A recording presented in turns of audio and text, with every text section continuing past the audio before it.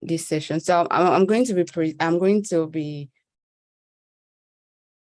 yes, I'm going to introduce our our panelists. Sorry for that. I'm used to facilitators. So I'm going to be introducing our panelists for this particular session. And one of our panelists for today is Inioluwa.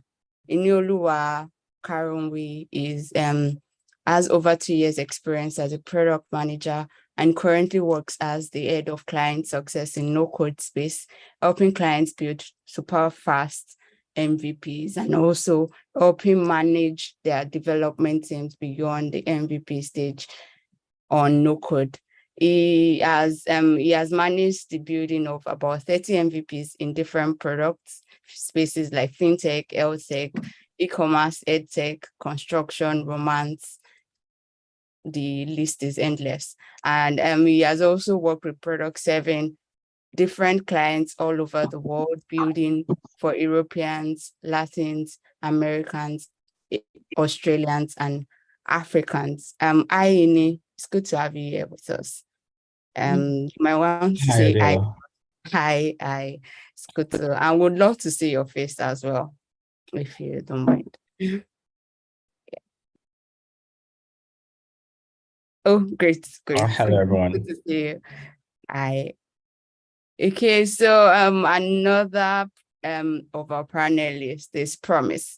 Promise is a senior product manager at Quora, and previously she worked as a senior product manager at Seto.me, customer service associate and product owner before beginning her career as a product manager at Number. That was Kudi. In addition to a position in product management, Promise enjoys cooking and runs a food delivery business called We Cook, which she founded during the pandemic to provide homemade meals to our co-workers when they were under lockdown. And Promise might want to give us some food on the session. Okay, Promise is also passionate about supporting advancing those without technical training who want to work in the tech industry. I Promise. Good morning. It's good to have you here with us today. Good morning. Please, Hi, Adiola. Yes, it's good to hear from you. Good morning. Good morning. It's good like to be here. Thank you. Well. Not yet. Okay, we're going to see your first story. Okay. Yeah, All right. Thank you. Okay, so on our as a panelist also we have Omotayo Dada. Omotayo is a project manager and business analyst in fintech with experience in delivering payment solutions to customers across Africa. And she has successfully delivered POS, Android, and web applications and infrastructure in various African countries. These has enabled payments and other financial operations to happen easily. Omotayo has worked on some of these are mobile money implementation, card payment acceptance, card scheme certification, agency banking implementation, and transaction routing implementation, and the list is also endless. And other than work, Omotayo enjoys going out to eat at restaurants alone and with her fellow food lovers. Hi Omotayo, and she enjoys watching football as well, and she's an Arsenal fan. It's good to have you here with us, Omotayo. These are interesting things. Hi Omotayo, good morning. Hi. Hi. Hello, everyone. Thank you very much. Great to be here. Yes, it's good to have you here with us. So would like to see your face if you don't mind as well. Yeah, as we go and give me a few minutes. Yes. Yeah. So I'll be sharing my screen in a bit because to show the team that is going to be presenting first. Hi. Hello, everyone. Thank you. Okay, so please let me know when you can see my screen. I think my screen should be coming up in a bit. Okay.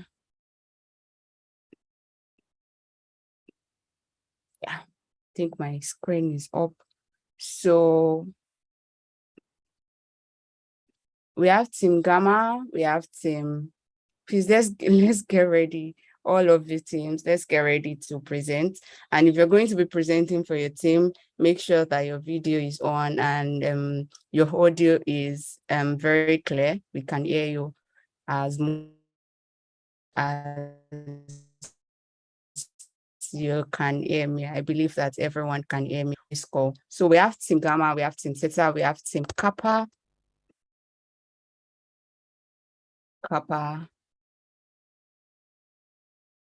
We have Team Omega. I'm not sure about this. Just a minute, please. Omega and Delta. Okay. I have Team Omega and Team Delta. Thank you so much. All right. So I'm going to be spinning the wheel. I believe that everyone can see my screen, and this is not me deciding. This is the this application deciding who is going to be presenting first. So here we go.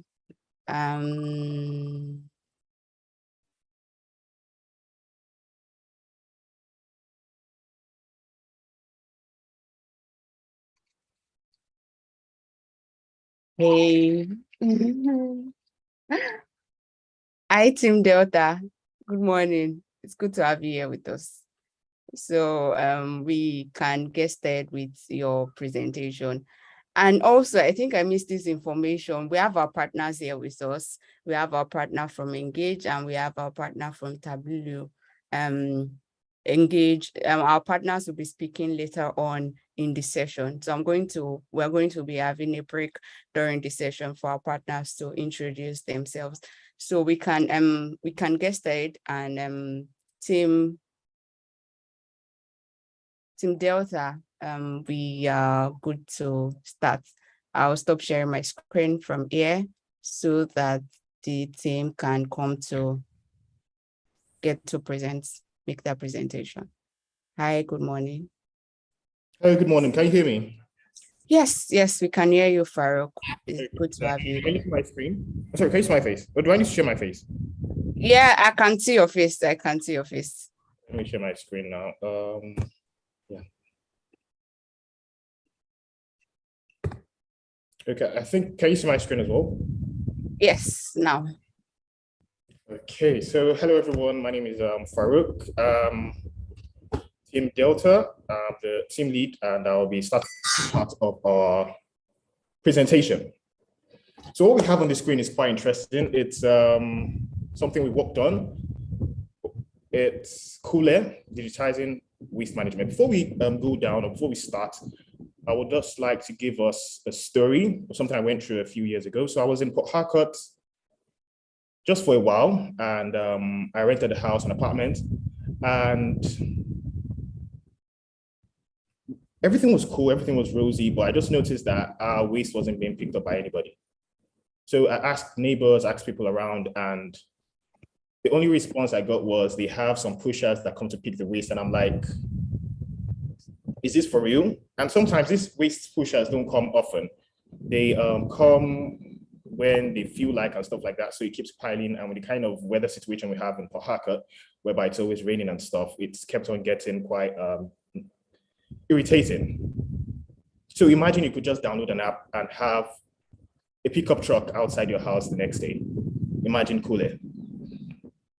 So our product description. Cooler is an innovative digital app that seeks to transform Nigeria's sustainable waste management landscape. We're looking at becoming the Amazon of this industry by seamlessly connecting waste management businesses with end users and creating a more efficient and environmental conscious waste collection and disposal system. We're harnessing cutting-edge data management systems and trying to make sure that our customer relationship management tools, and we also have a nice streamlined payment processing.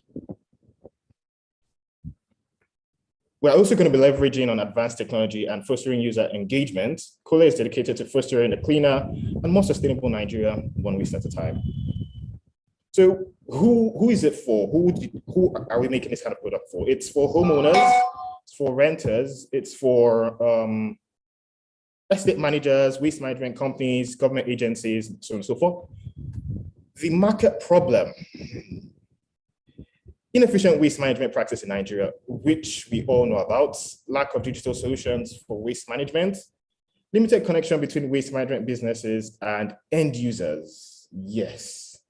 Inadequate tracking and monitoring of waste disposal processing, inconsistent waste collection and disposal services, limited options for convenient and accessible waste disposal. So what's our key offering? What do we want to deliver? We want to deliver a user-friendly platform, not just for the users, but also the waste management companies. We're trying to make sure there's a seamless waste collection disposal system, advanced data management system integration, and in-app waste management progress tracking. We have other goals. Our main goal is just to promote a cleaner and greener Nigeria. So the benefits for our potential users. Our end users, we're looking at a convenient waste disposal, the fail-proof waste picking and progress tracking, eco-friendly waste management, and ease of payments, yeah. For the service providers, we're looking at an automated waste pickup system with technology and the use of data and all what we have access to, and what we'll be bringing into the industry. With service providers, we'll have access to an expanded customer base, improve service efficiency, and enhance customer insights. So our marketing strategy, we're looking at influencer partnership because it's one of the best ways to advertise things in this day and age. Print media advertising is not going anywhere anytime soon. Social media, of course, digital media as well. So our business model. So our key partners are waste management service providers, local influencers, government agencies, technology partners, payment gateways, international partners that are interested in the greener world as well. Our key activity is developing and maintaining the app, marketing, promoting the app, establishing partnerships with waste management service providers, making sure we have a good alliance with governmental parastatals and so on and so forth. Our value proposition is to ensure that we have a user-friendly digital platform that connects waste management businesses and end users in Nigeria. So what's our revenue stream? Let's go down to revenue stream. Our major source of income for our MVP is commission from subscription fees. But when we move on to our version 2, we're looking at payment for onboarding on Cola for business opportunities and market streams that we offer. And we're also looking into selling recyclable waste. Our channels, we are hoping to launch on both mobile and websites, social media platform, influencer marketing, local partners, and so on and so forth. So I would call on another member of my team, Adedayo, to take us on the remaining part of this presentation. Thank you.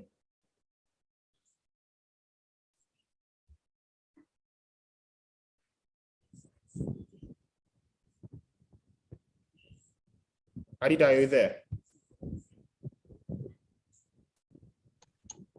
Oh yeah, I am. Thank you so much, Farouk, for that enlightening. Sorry.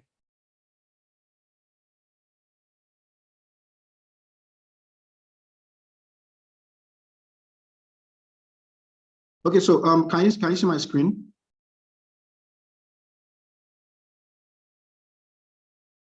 Can you guys see my screen, please?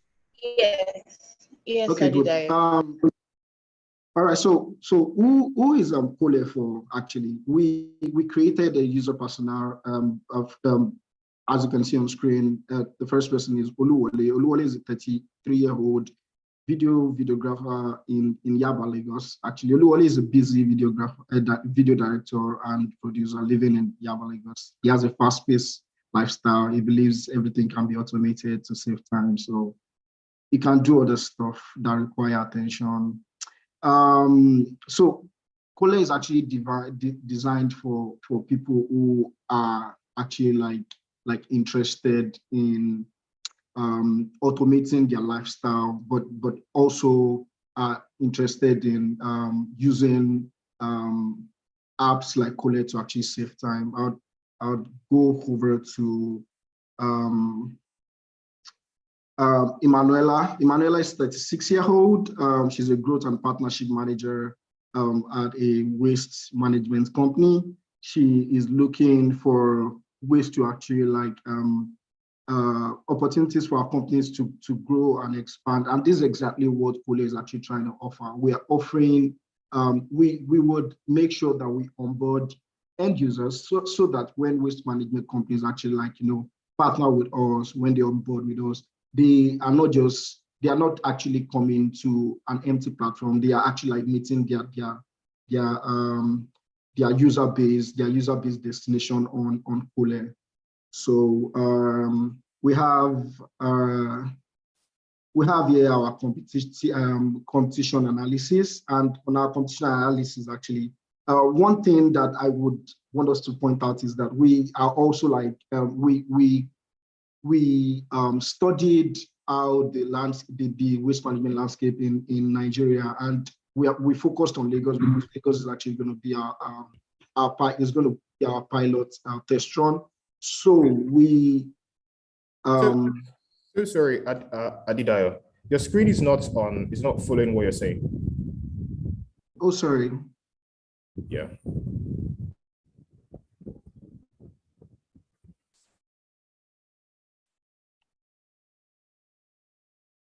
I think can you please help me present then? I would actually just, yeah. I'll do that then. I apologize.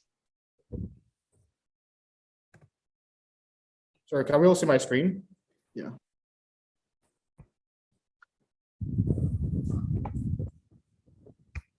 Okay then. All right. Can you hear me? Yeah, thank you. I appreciate that. I apologize, everyone. So we created a competitive and marketing analysis and we have Loma as one of our competitors, West Africa, ERNG, Visionscape, and of course we had to leverage on look into the international market because we're looking to expand across Africa. So we noticed something of what actually, and that is the fact that Kole is actually like going to actually cater for the market, both for our competitors and for everybody, and for business interests, for people who are interested in waste management, because no other company across Africa has actually like digitized waste management across Africa. So let's go on. So what are the strengths? The strength is user-friendly platform, all-in-one waste management, all-in-one waste app for businesses and users. 3, advanced data management systems for timely pickup and waste tracking. Opportunities that we have growing awareness of environmental issues, of course, improper waste disposal, flooding, and all of these things that actually that are being in Lagos. To increasing demand for sustainable waste management solutions. 3, potential for partnership with local influencers or governmental agencies. We recognize the weaknesses that we have currently. 1, lack of brand recognition, high competition in waste management markets, lack of collaboration, because of course we're just starting out, limited initial market research, and then the threats, regulatory hurdles, cultural barriers to eco-friendly practices, like people who only like to dispose improperly. And 3, infrastructure limitations in Nigeria. Can we continue? Yeah. And regarding our financial expenditure plan, we created all of these categories and purported amounts to them. we have product development, we have marketing and advertising, we have influencer marketing, we have operations and administration, legal and regulatory compliances, contingency fund, and customer acquisition. And we included customer acquisition because we know that it's, waste disposal and waste management is a behavioral, it's also a behavioral issue. So we actually like going to make sure that we incentivize the way we actually like onboard people. We bring them into the system that actually like provides, as we continue, provides opportunity for them to also earn. So yeah, we're going to like expand and discuss that as we progress. So as you can see on the screen right now is our application interface, both for the end users, and on the left-hand side, you would find the application interface for waste management companies and how they track, how they manage data, how they track their finances that we help them to collect, of course. And on the right, you'd see how our end users sign into our hub, how they pick dates or find dates, and how they actually like, pay. Can we continue, Farouk? So this is our roadmap for Q1, Q2, Q3, and Q4. We're reaching out to legal and key partners and identifying key success. For Q2, we are testing and iterating on prototypes. We develop a high fidelity design for the apps interface, and then clients and designer feedback system implementation. For Q3, we develop and implement the backend infrastructure for the hub, including database and server infrastructure. Can you please scroll down a little? Yeah, thank you. Go back up, please. For Q4, we conduct performance testing, we launch the app, and we conduct a marketing campaign, which of course we're actually going to pay attention to influencer marketing and social media, and of course collaborate with governmental parastatals. This is our minimum viable product at Kole. We understand that we need to actually pace the way we deliver. So for now, we're only would be ranking in user registration and profiles, waste collection service requests, payment, basic tracking, payment integrations, and then we have our next, and then we have our later. Can we continue? Yeah, for our key performance indicators, we actually are going to monitor for 6 months, and then we're going to monitor for 5 years. So we pegged the metrics at numbers of users that we're onboarding in 6 months, 100,000, revenues, $50,000, and market share 15% in 6 months. And at the end of the first year, although we're actually looking to capture the entire market, because we are serving both the business and the customer base. So, but for the first year, we are pegging that 40% due to collaboration and every other regulatory limitations that we might face. So yeah, it is very important that we actually like create products that is not just able to actually like provide income for everybody, but it's also like focusing and paying attention to proper societal issues. So yes, this is Kole. We are digitizing waste management. Thank you very much. Thank you so much. Thank you. Thank you.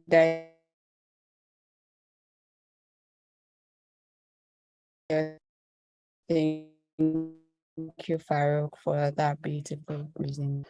Give their comments, feedback, and if there are questions, Tayo, I promise. I don't know who is going to go first. Hey, hello everyone. Hi. Very good presentation, very good product.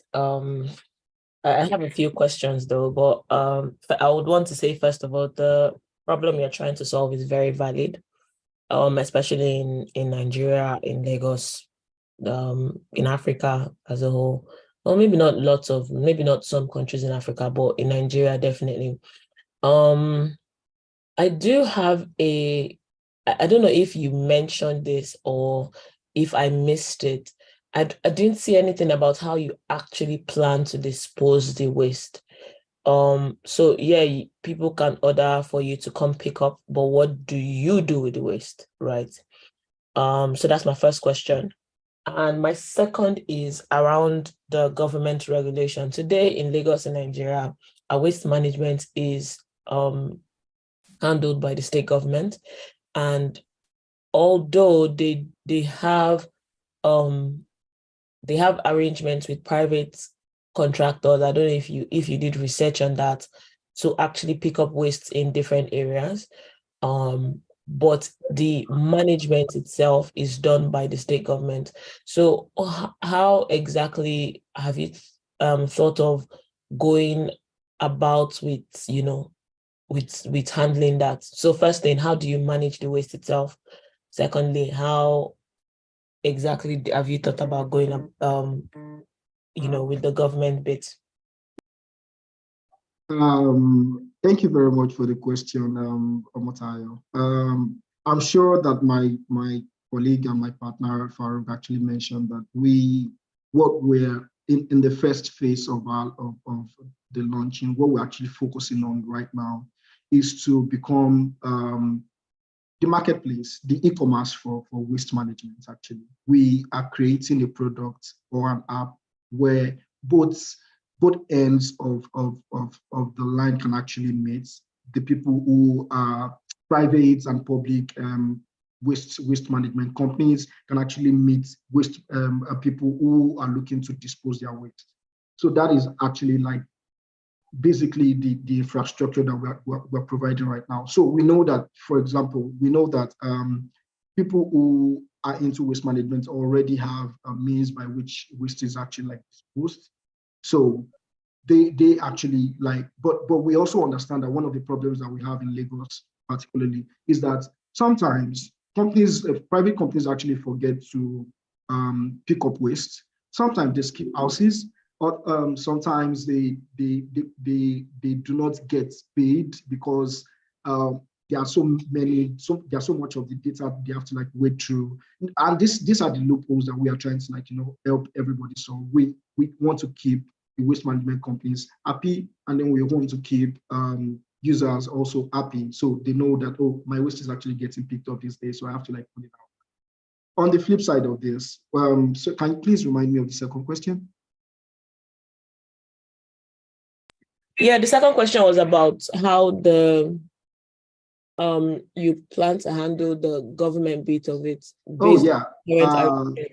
Thank you very much. So that is actually like an interesting question that actually like came up while we were actually like discussing this product, because we understand that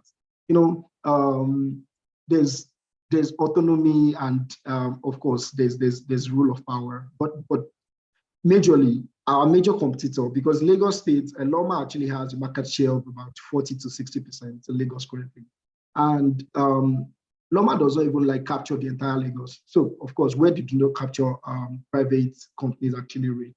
And this is what we're trying to do. We are trying to collaborate with both Loma, and so using the private public partnership policy, we're going to like collaborate with both Loma and every other waste management businesses that are out there in Lagos, across Nigeria, such that through of course the means of API that we learned in class, we are going to power the way they track waste, the way they collect payments. We are going to collaborate with them such that we create a seamless waste collection throughout Nigeria, so we can actually achieve the SDG 12 that zero waste that we are trying to go for. And in the long run, we are also looking to actually deliver products where we have our own trucks and then we begin to compete with the market itself. We collect, and then we collect recyclable waste. We sell recyclable waste to companies that are interested in getting recyclable waste. We earn money from that. So, I mean, there are several ideas and opportunities in waste management actually that that will continue to unfold as time progresses. Hope I've been able to answer the question. To an extent, yes. Thank you. Okay, hi guys, my name is Ini. Can you hear me? Yes, Ine. Okay, amazing. So this was really good. I think I liked the logo that you guys created. It was really nice, to be honest. I was like, that's smart. There's just a couple of things I need to ask. The first thing is I'm asking myself, what's the value of the market that you're going into? So one of the things, this is just a feedback that you take. One of the things that you need to do when you are asking for funding or pre-seed anything you're doing is you need to show data, right? I'm not sure I saw data at all in your presentation. So that's something you need to work on. So for example, what's your total addressable market, all right? I can think and say this is a problem that you're trying to solve and it's valid, yes. But how valid is it? Is it 10 people that need to dispose waste? Is it 10,000 people? Is it 20 million people? That would actually influence your pricing. So I saw a couple of things about your pricing, and I'm not necessarily sure I agree with a couple of things that you put there. So for example, if you don't know how valid the problem is, you can't know how much people are willing to pay for it. And I saw that you want to charge for onboarding. I don't think that is possible for a waste management project. Do you know why? Because one of the things that you need to do is to educate people on the importance of disposing waste. You are assuming, and another thing to mention is there's a lot of assumptions that you forgot to declare. You're assuming that people are willing to pay to dispose their waste. Am I correct? Or is this something I missed in the? Yeah, not like you missed. I think that everything that you've actually mentioned are actually quite valid. But we while we're working on this, we actually evaluated a sample market. We asked questions, we created, but all of this is cannot exactly go into the presentation. So we have okay. So how many people did you interviewed people, right? Yeah, correct? We interviewed people. My team. Okay, and that's how you came up with the user personas. So yeah, people were actually willing to pay in the north of 10,000 naira monthly, depending on catchments. We interviewed people living in Magodo estates, particularly people who are living high-ended average Lagosians. And so they were looking, but we also understand that we actually create a fair market for both Lagosians that are living the average life and then the ones that are living below the below average life. So we created something, although we are creating value. And regarding I think you mentioned something earlier that I actually missed now. Okay, so while you're thinking about that, let me mention something. So there's a book I'll recommend that you read once you're done with this. It's called The Mom Test, right? When you're interviewing people, what they say they do and what they eventually do are two different things, right? So the fact that they say they will pay 10,000 naira does not mean they would eventually pay 10,000 naira, right? They might just be saying that to get on your good side. So what you can do is ask them how they currently pay for it. So if the estate currently does not pay up to 2,000 naira to dispose waste, there's no way they will pay you 10,000 naira. Okay, so that's one of the things you can use. So this is not just about the presentation. The presentation was great. The delivery was good. I like what Farouk did, because I was asking Adeola that I couldn't see the user personas you were talking about, but he mentioned that was awesome. Design was great. I just felt like sometimes there were too many things in the slides.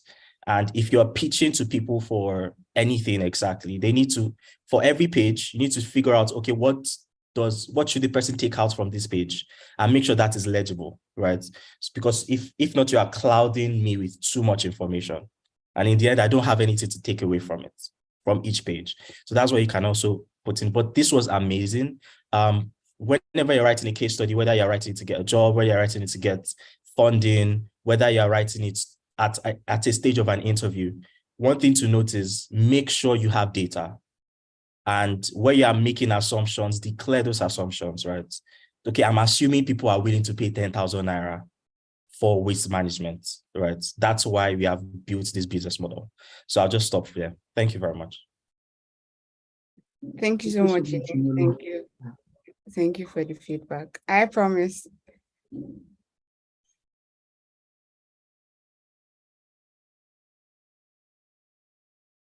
Promise, if you're trying to speak, we can't hear you. Hi, can you hear me? Yes, no, yes. All right. So I pretty much just go with what Omotayo and Ineas said. I love the problem. It's very, very, very valid. Even for people that live in estates, they still have that problem in the sense that the waste are not like disposed on time and all of that. So very valid problem.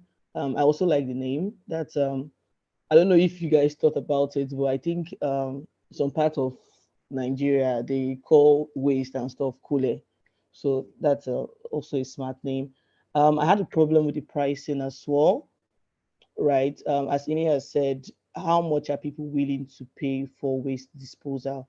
I don't know, like for myself, I don't know how much my estate pays for waste disposal, but I don't think I would pay another money to dispose my waste personally, right? So I love the fact that he pointed that out on figuring out how that would work. I didn't really get the part of the partnership. I know that we mentioned that okay, we're going to partner with these people, partner with the people, but how, right? I didn't get the part of partnership would work because, to be honest, I feel like the best way to sell it would be through partnership in the sense that partnering with estate facilities and all of that. I didn't see that majorly because of the fact that I think I may be wrong that Lagos is there are so many estates in Lagos, so it would make more sense to hit one estate and make more money from cluster of people than going to individual people, right? But I didn't really get the whole how that would work from the presentation. However, I think in general points were made, and yeah, the problem is really valid. I think that if more time is spent into researching the value from both end, that from the partner side, from the waste disposal management um, people and the customer side, I feel like a better product will come out of it, right? Because I don't think that people that dispose the waste lack customers. I feel like they have a lot already.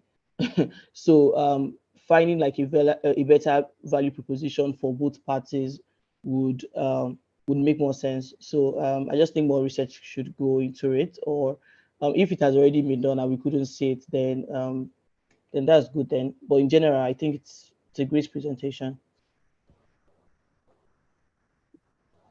Thank you so much, Promise. Thank you, Ni. Thank you, Motayo, for the feedback and for the questions asked. I believe that Delta has taken this and moving on, they are going to improve and get better with what they have, the idea, and if they're going to also continue to work on this outside the boot camp, these are the things that they have noted down and they will be working on it. Thank you so much, everyone. Thank you very much.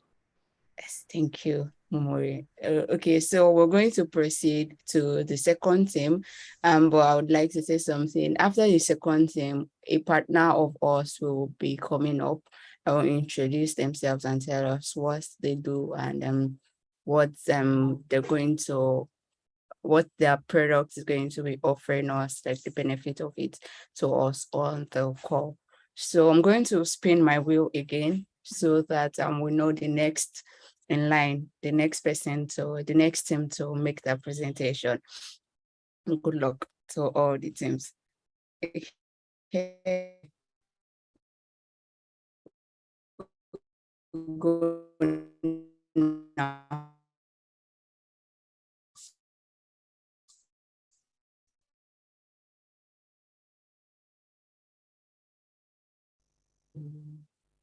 We're ready to make our presentation.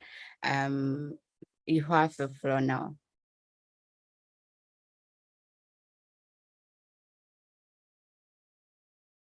Can you hear me?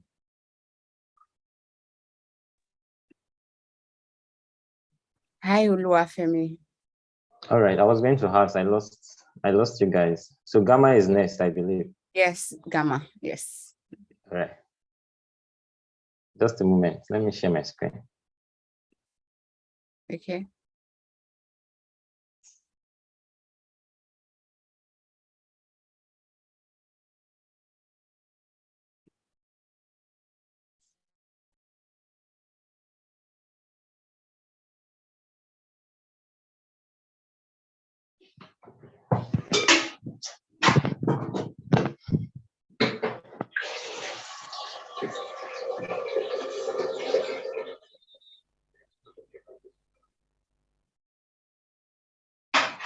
Wow.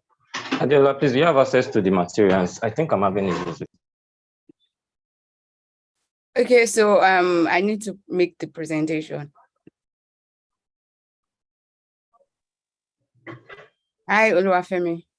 Yes, yes. Can you help me with sharing of this slide? I'm having issues with my sharing it.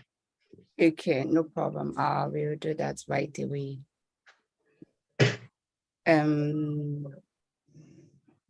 Okay.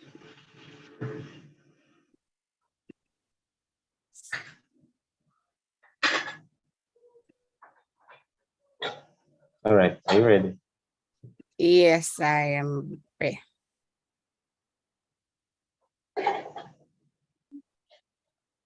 All right.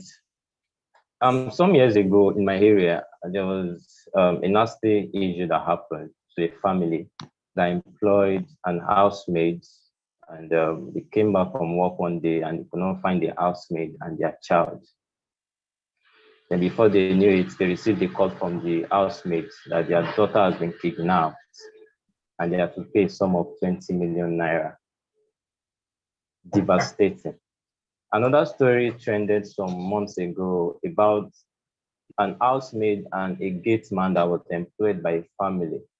They collaborated together to kill their bosses, the husband and the wife, because of 5,000 naira that they promised them and they didn't fulfill it. So these are devastating stories. And when we look around us, we hear different stories of how domestic staffs have been nasty, have caused a lot of havoc to family. So that is where Jomodu comes in. Next slide, please. Jomodu is a digital platform. Next slide. Jomodu is a digital platform that is out to simplify the process of finding reliable domestic staffs. And these domestic staffs for us is streamlined to the cleaning agents, cleaning services, handyman jobs, and caregiver service. Next slide. Now, Lagos has a population of over 20 million people. And from these 20 million people, at least 40 million are working class from our data. And many of these people are busy people. Now, for us as a business, our focus is Lagos. And some of the people we are targeting are busy professionals. And the busy professionals are in two categories: the working couples, that's husband and wife that are busy with work, that need these services for their homes. And we also have the single parents.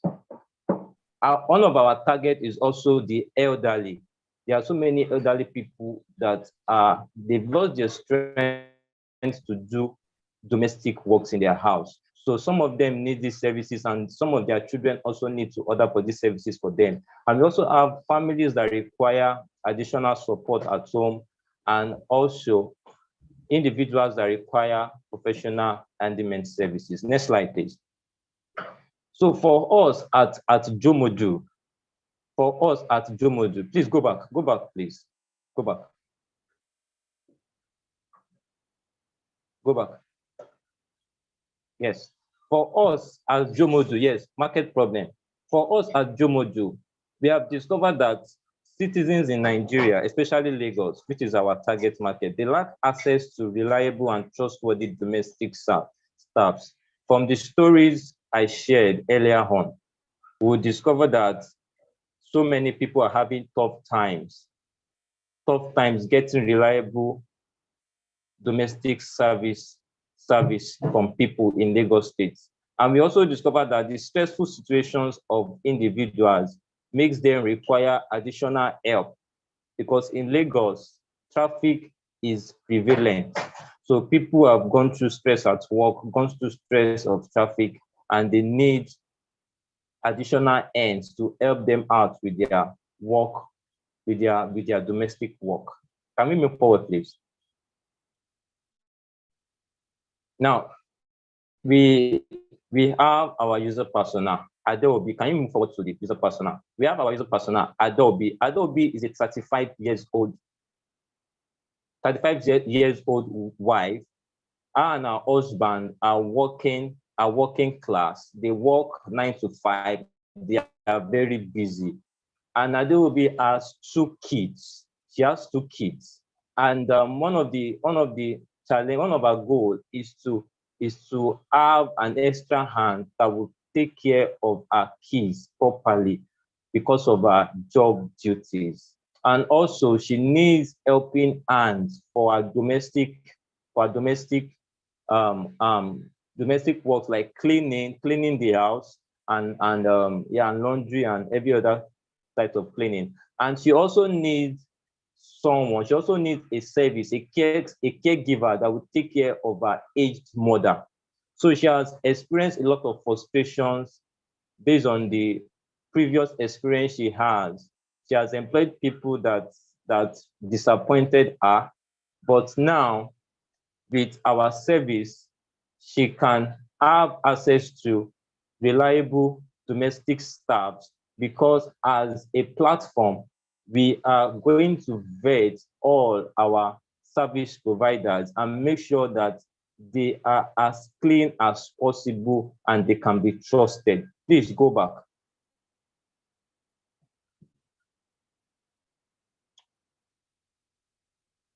Go back, please.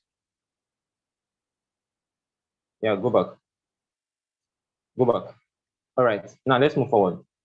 Now, for us at Jomodu, forward. Business model canvas.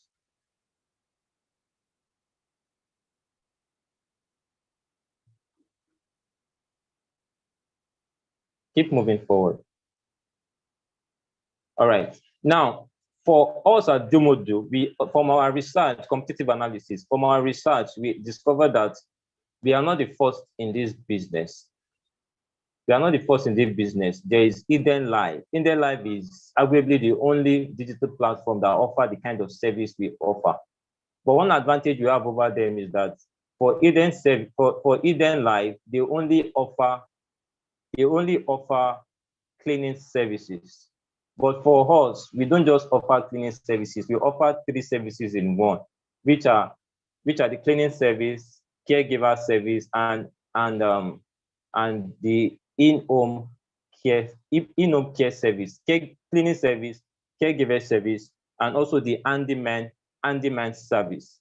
And for us also, we also discovered that us having these 3 services in one gives us an advantage over our competitors, because our users can easily get all these services on our platform. So the platform we are targeting is mobile apps, iOS and Android, and we're also targeting the web app. And we also targeting these artisans, because some of these handyman services, they are artisans. Then some of them are uneducated, so they are also our target. So now let's look at our revenue sources. So one of our revenue sources is commission based on revenue. I will talk more about that when we get to the business. Okay, thank you. So our cost structure includes partnership and collaboration expenses, because we tend to partner with the association of all these local service providers. And also the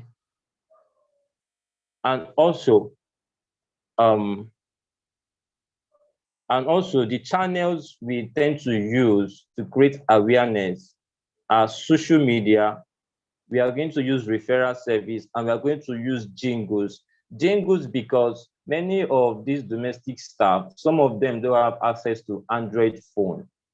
And we also discovered from research that many of them listen to radio a lot. So because they listen to radio a lot, is an opportunity for us to get their attention through radio jingles and TV advertisements. Next slide.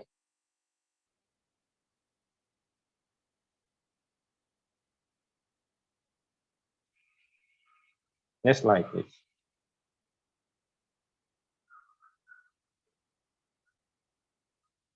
Next slide.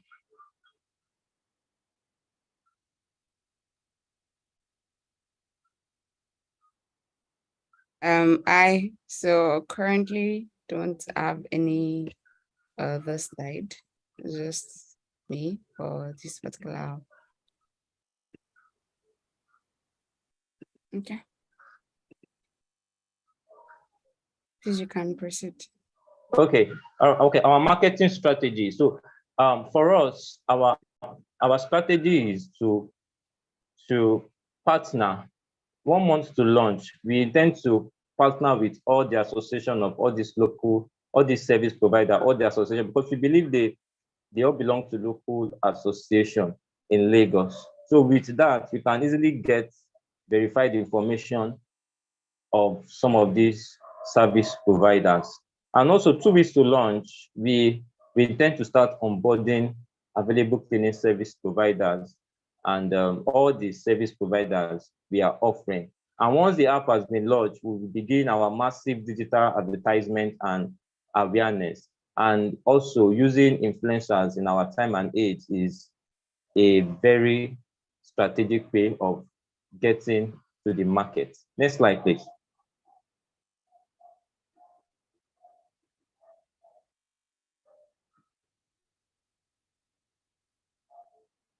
Next slide. All right, so this is our user interface. So with our user interface, in less than 5 clicks, a user can actually request for a service provider. And one of the beautiful things about our interface is that we are building it with different languages, such that for a service provider who is not really educated or not educated, they can still use our platform. With the way we are developing this app, a service provider can easily change the language to a preferred language, be it Pidgin English, Yoruba, Igbo, Hausa, and every other local language that we deem fit to add to the platform. So on the platform, we see that we have verified service providers. We have on their profile, we have their ratings, we have reviews, and from that, the end users can easily have an idea of who this person they are trying to check out is. All right, next slide. So for us, our success metric is number 1, our number of onboarded service providers, our number of monthly users, number of completed transactions, and the number of user sign up.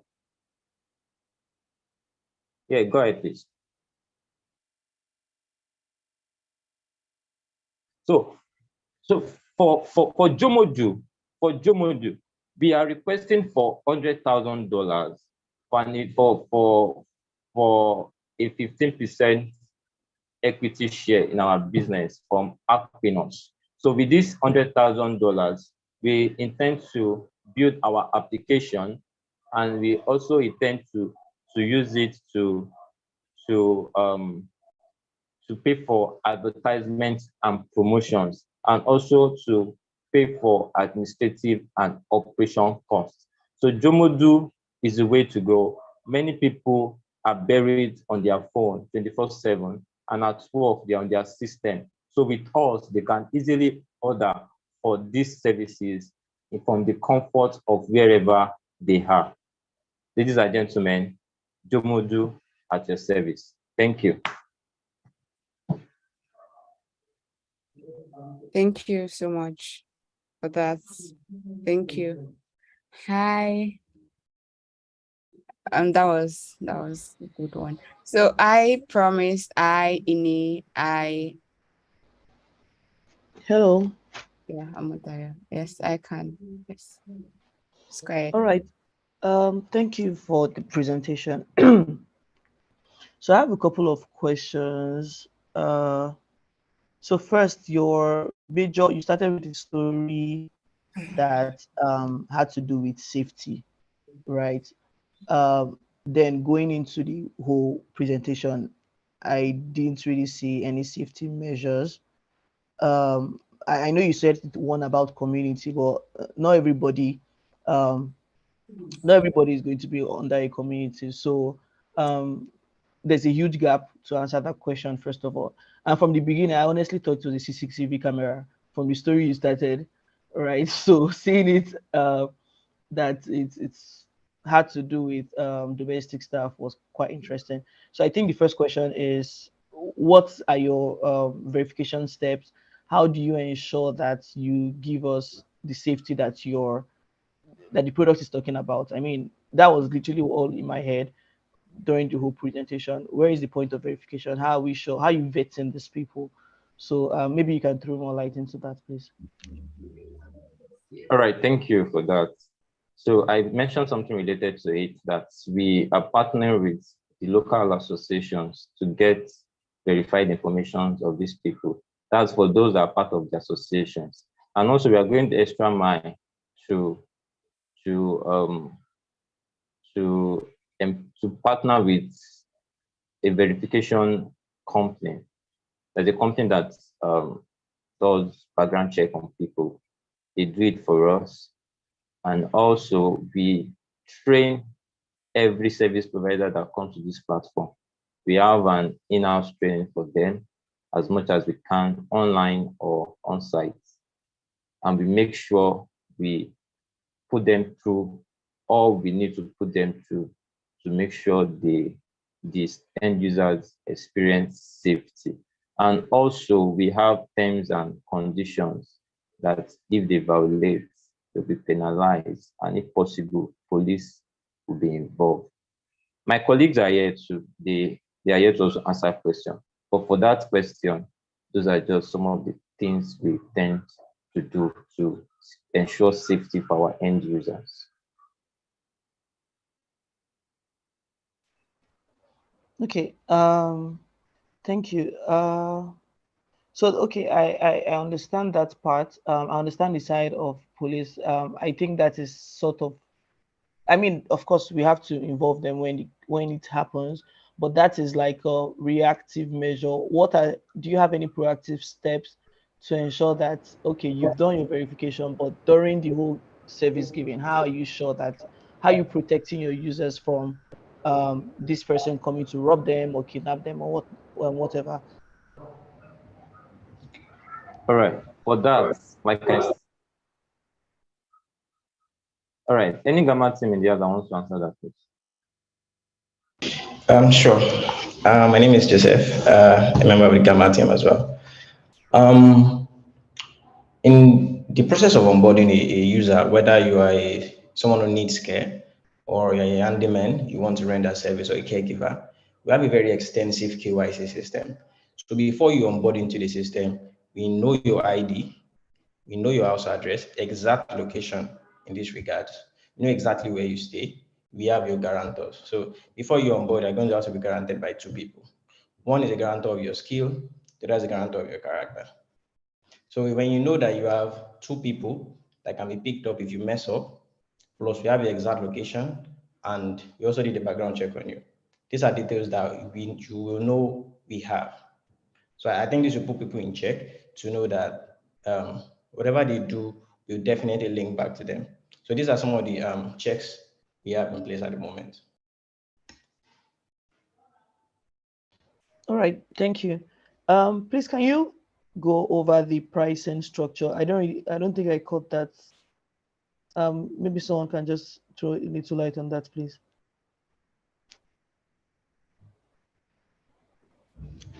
So Joseph, please go ahead, please. Joseph, please do that for me.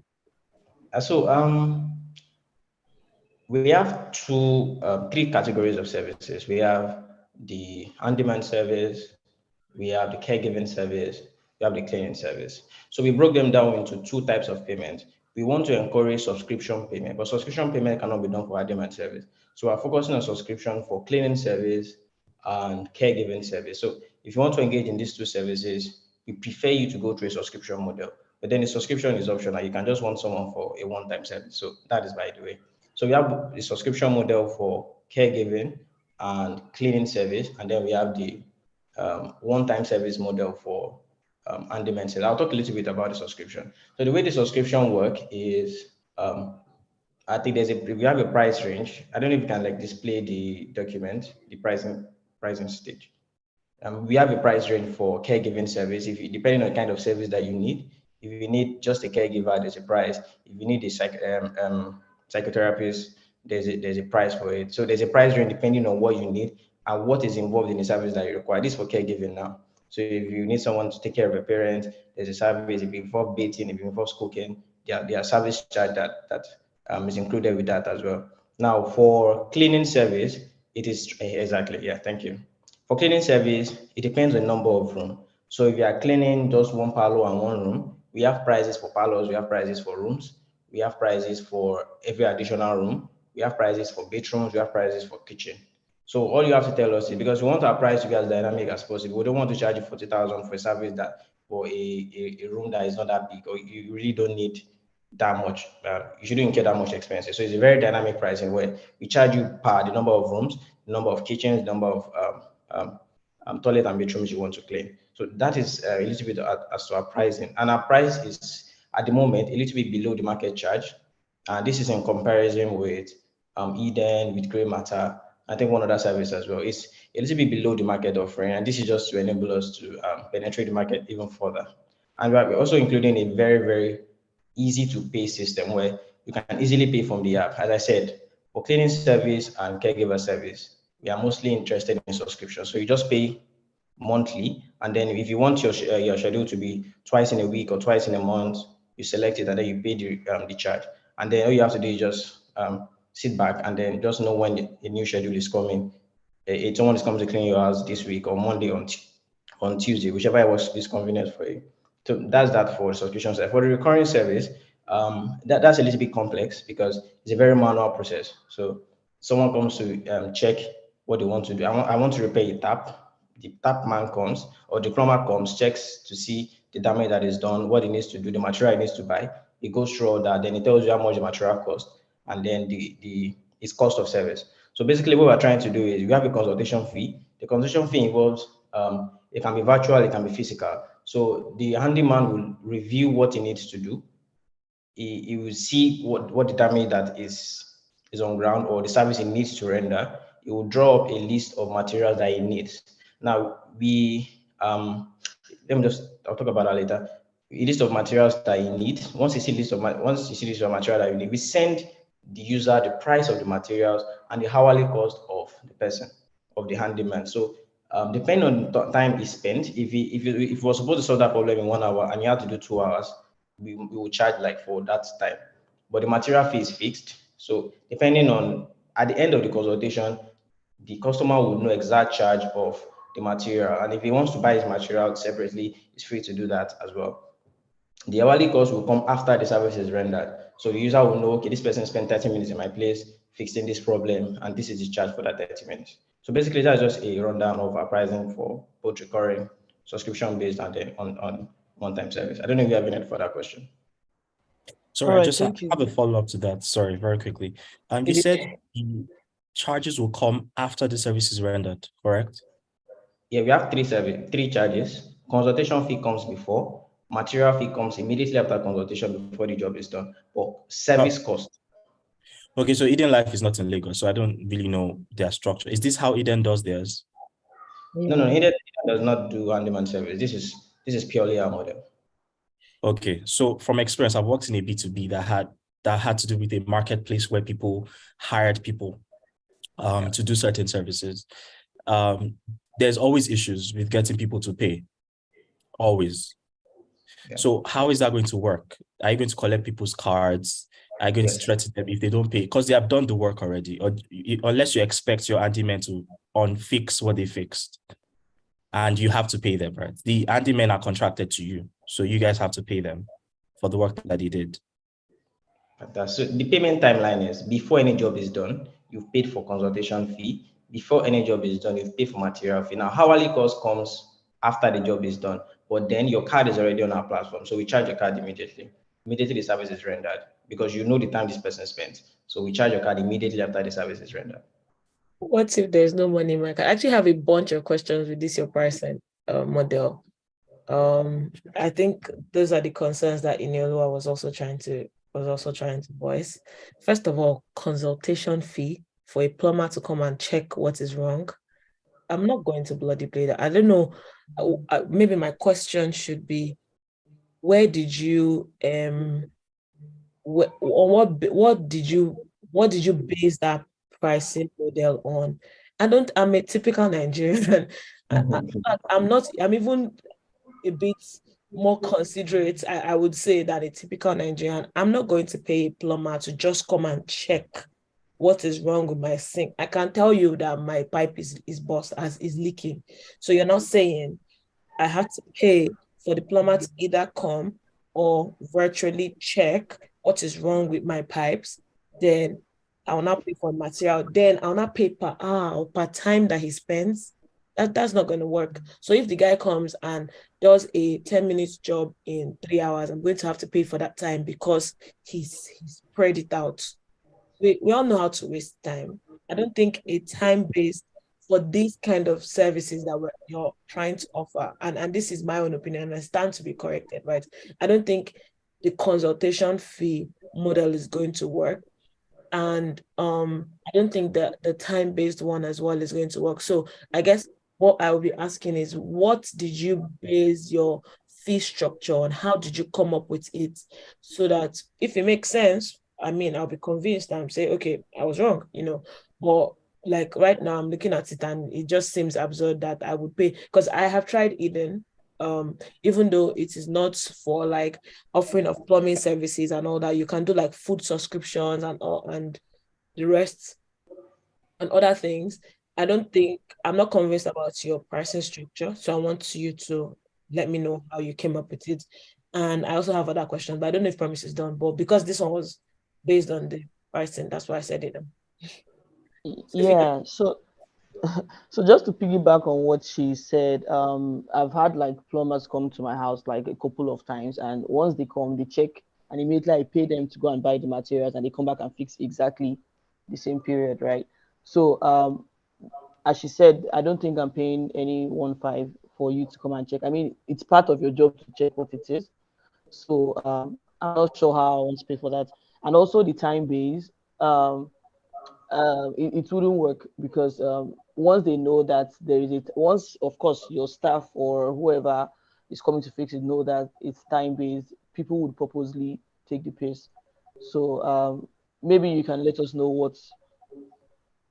So you can let us know what research was done to come about the numbers and the structure you have here. All right. Thank you for the questions and thanks for the observations.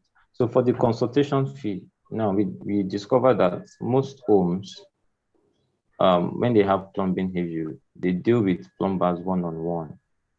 And there is always trust issue, which the end users may not know. The plumbers sometimes they overcharge for the materials they buy. So even though they are not charging for consultation fee, they've actually made all the money altogether from the hyping of the price of the materials they bought. So for us, not everyone has the time or the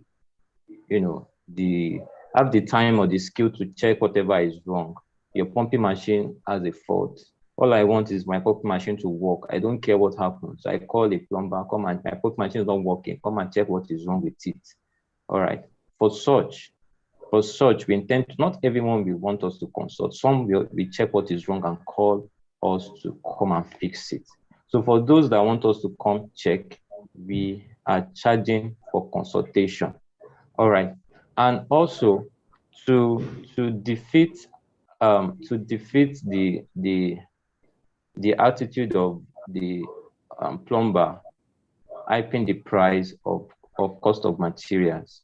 So one of our strategy is, after buying the materials, you upload the receipt to our administration platform. Then with the receipt, we verify from the companies that sold them to you, and we verify from other sources to know if actually the cost is the cost. So for the consultation, it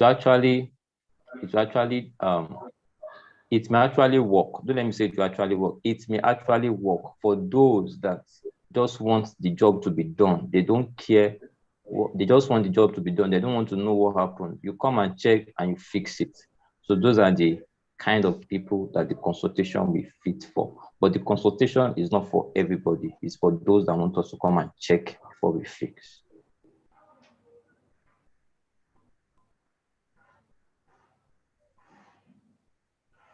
I don't know if that answers the question.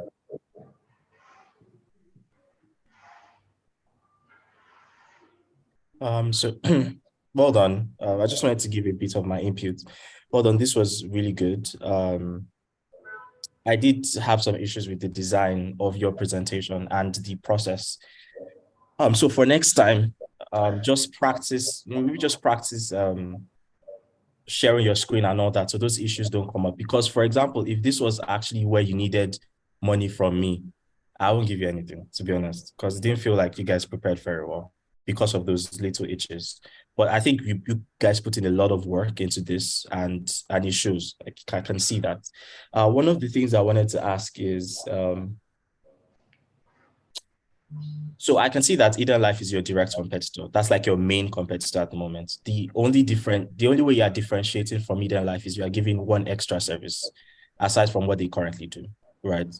What's the total market that you think you can capture in like the first year of your product launch?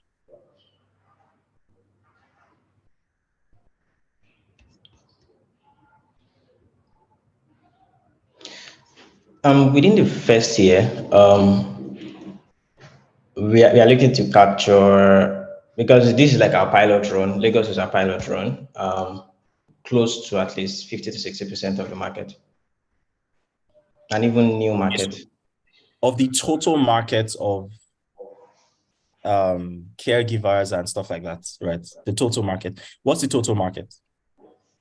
What's the price of the total market at the moment? The total addressable market, or the price of the total addressable market? Yes, the total addressable market at the moment. The total addressable market, I'll put it between anything around 2 million people. Yeah. 2 million. Okay. Do you know how many users Eden Life currently has? No. You don't have an exact. Okay, so that's just work on it better if you want to, right? Because this is a presentation. I think you should go back to it and work on a couple of things. The first thing, just like I said with the other team, I feel like the market analysis is not as in-depth as it should, right?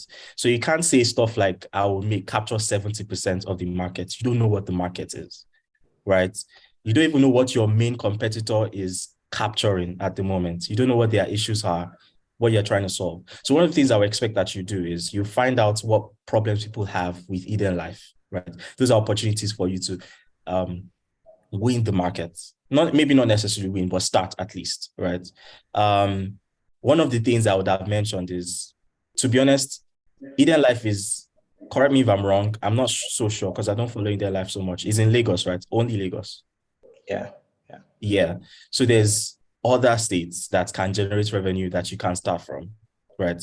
Instead of fighting with Eden for Lagos, because you don't know how many people, don't know if people want to move to yours, especially since there's this issue of security as well that I don't think you've properly addressed. So all these different things, just take it into account. And if you can, just refine it a little bit. I think it'll do you a lot of good and your team.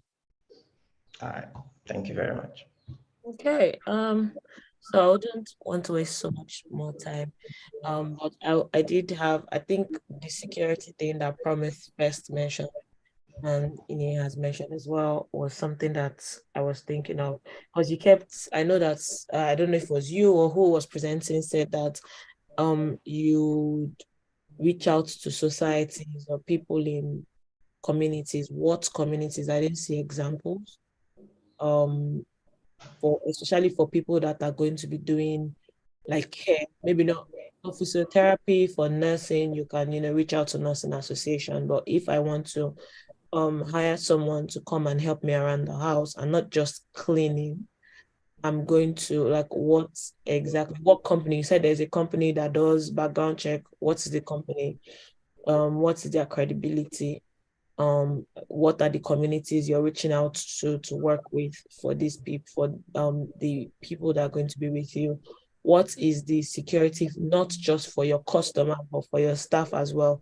Because you spoke about security for your customers, saying you have 2 guarantors, you have this, you have that. But yeah, that's good. But at the same time, what assurance are you giving your staff that they are going to be safe coming on board your system? I think those are some of the questions that I have. And then again, the cost thing is something I still don't really agree with, that actually that your consultation fee and hourly cost. I don't agree with that cost structure. I don't think you've looked at what the market is and what people are actually willing to pay. To be honest, like I've told that literally, I said I'm not going to pay consultation fee for someone to come and check what is wrong with my pumping machine. My pumping machine has stopped working. Fix it. I'm not going to say, okay, first let me pay you. You first check and tell me, oh, is the capacitor that stopped or whatever. I don't think it makes. I'll just rather call the guy down my street that does plumbing. In fact, because I know his own house, I feel more safe working with him, because I know if anything, I can go and hold him in his house. Do you get what I mean? So, I didn't see a lot of information on the people you're actually going to reach out to and work with, or the communities and all that. I didn't see how you're going to safeguard your staff, because it's very important that people that work with you, work for you, also feel safe and secure. And I did not see again what you think that the addressable market size is, because even though you're starting out in Lagos, you're starting out in Nigeria, and the entire Nigeria is not your market, right? You need to have a target audience and what's that addressable market sizes. Also, I don't know if you said how your product roadmap is going to look like. What is coming up first? What is your MVP? What are you looking to add in the next few, whatever? Maybe I missed that. So those are I don't know if there are questions or feedbacks that I have. Yeah. All right. And then just add one more point. The KYC goes both ways for both the caregiver and person in care, except the guarantor.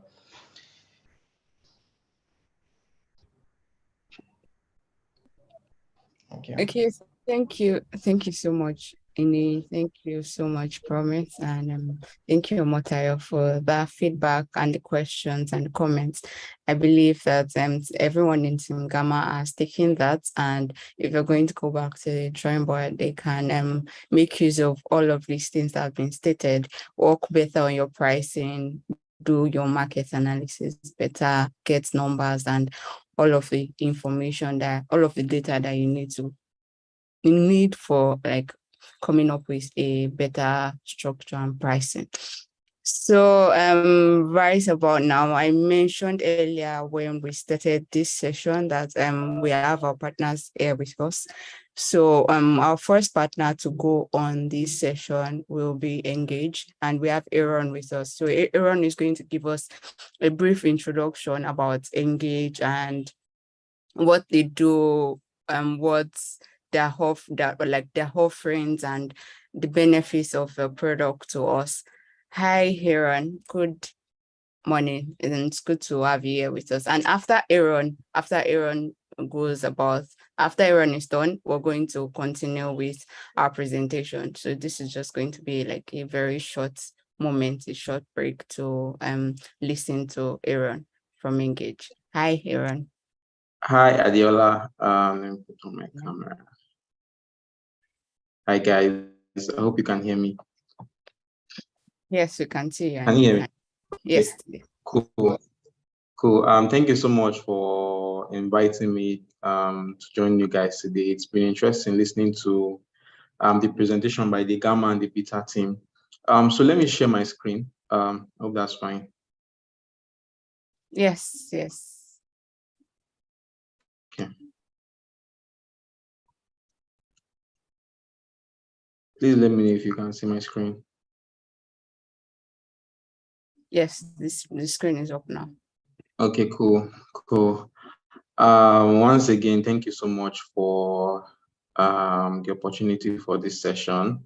So I'm just going to introduce the audience to what we do at Engage. And if I have enough time, I'll also show you a live demo. I'll be very happy to answer any questions you may have.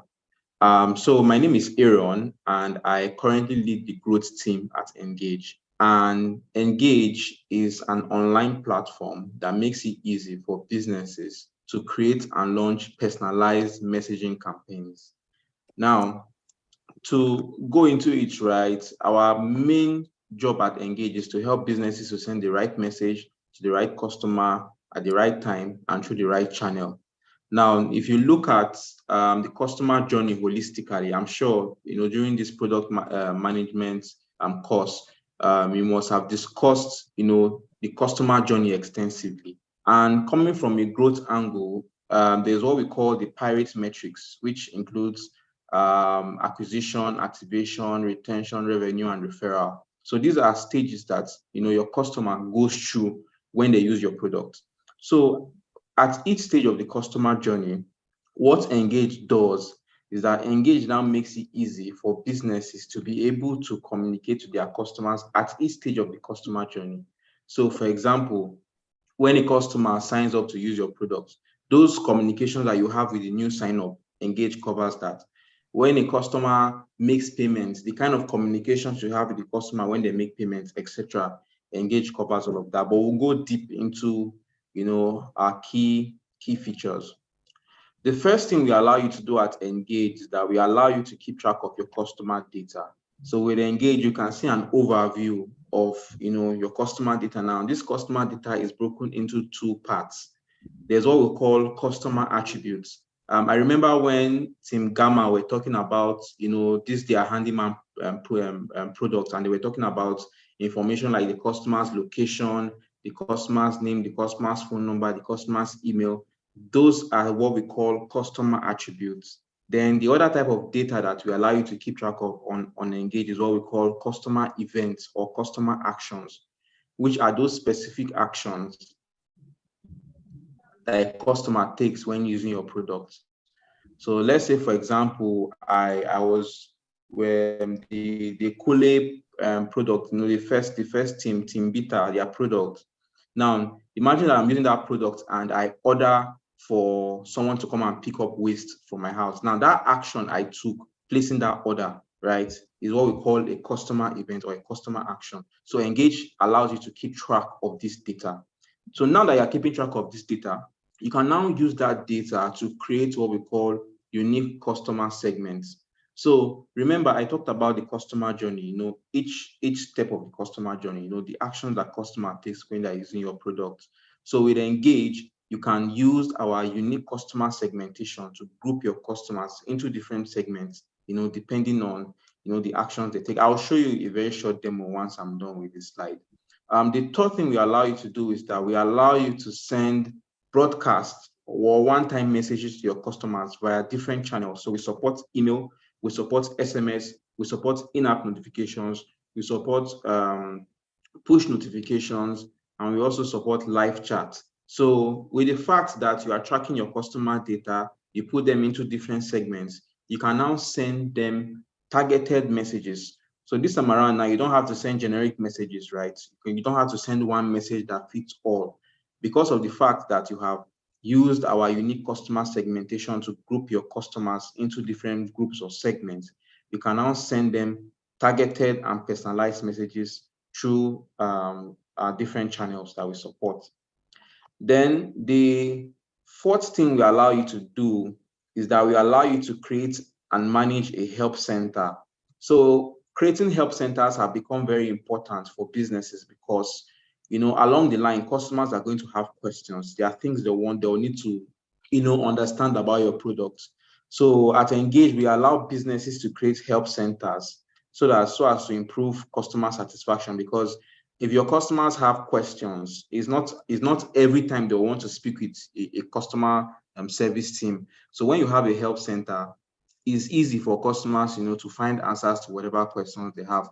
Companies like Eden Life have help centers. Companies like Payday have help centers. Companies like Cheaper Cash all have help centers where if customers have, questions, they can just go there and find answers to. I'll show you how this looks like in real time. The fifth thing that we allow you to do is that we allow you to create what we call personalized messaging campaigns. So this includes things like onboarding campaigns that are targeted for, for customers at the first time when they interact with your products, whether they sign up, whether they download your lead magnet, whether they sign up for your wait list. But we allow you to create onboarding campaigns. You can create retention campaigns, upselling campaigns, reactivation campaigns, etc. The main thing is that because of the fact that with Engage, you can track your customer data, you can now use that data to, to power all of these campaigns that you can create on Engage. So that's basically, the key features that we have at Engage. Other things that we allow you to do is that we know very well that there are different products that businesses might already be using. So we have third-party integrations. Whether you're using Paystack to accept payments, you can connect your Paystack account to Engage. Whether you're using Temi or Africa is Talking to handle your SMS, you can connect that to Engage. Whether you're using Amazon SES or SendGrid for your transactional emails, you can connect that to Engage. We also allow what we call multi-channel messaging. I mentioned that earlier. You can send emails, SMS, push notifications, in-app messages, live chats to your customers. And we also allow you to create what we call subscription lists. So this is very essential for businesses that send regular newsletters. You can use our subscription list to send newsletters to your customers. And you can also use that to create lists, especially if you are running like a lead generation campaign. So that's basically how Engage works. Some of our current customers include companies like Indie Campers, Reliance HMO, Extra Gas, even Eden Life. Eden Life is one of our customers, Cassava, and a few other companies. So these companies, use Engage for their personalized messaging campaigns because of the fact that they can use their customer data to power these messaging campaigns.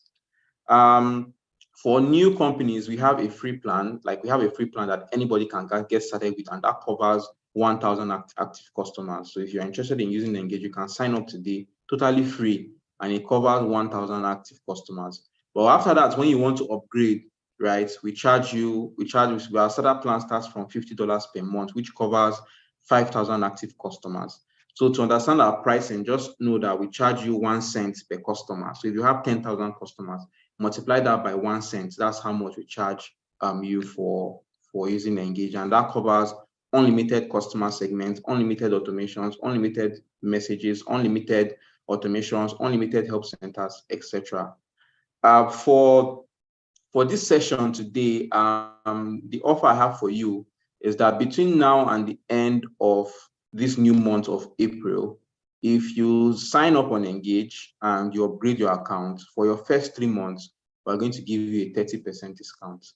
After this call, I'm very open to answering any question. If you still want a one-on-one demo, I'm very happy to do that. And just to quickly touch, I hope I still have some time. I have how many minutes? I have 1 minute. Oh, so just to quickly touch on a few things, right? So this is my demo account on Engage, just to show you basically a few things. On your Engage account, right? I mentioned this earlier that you can keep track of your customer data. Now, these are all of my customers on this my demo account. And if I click on this customer's profile,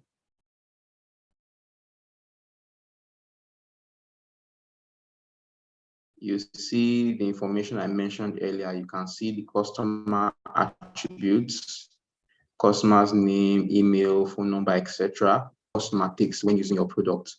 Then you can also see some segments that I created before. You can create segments, like I mentioned, at each stage of the customer journey.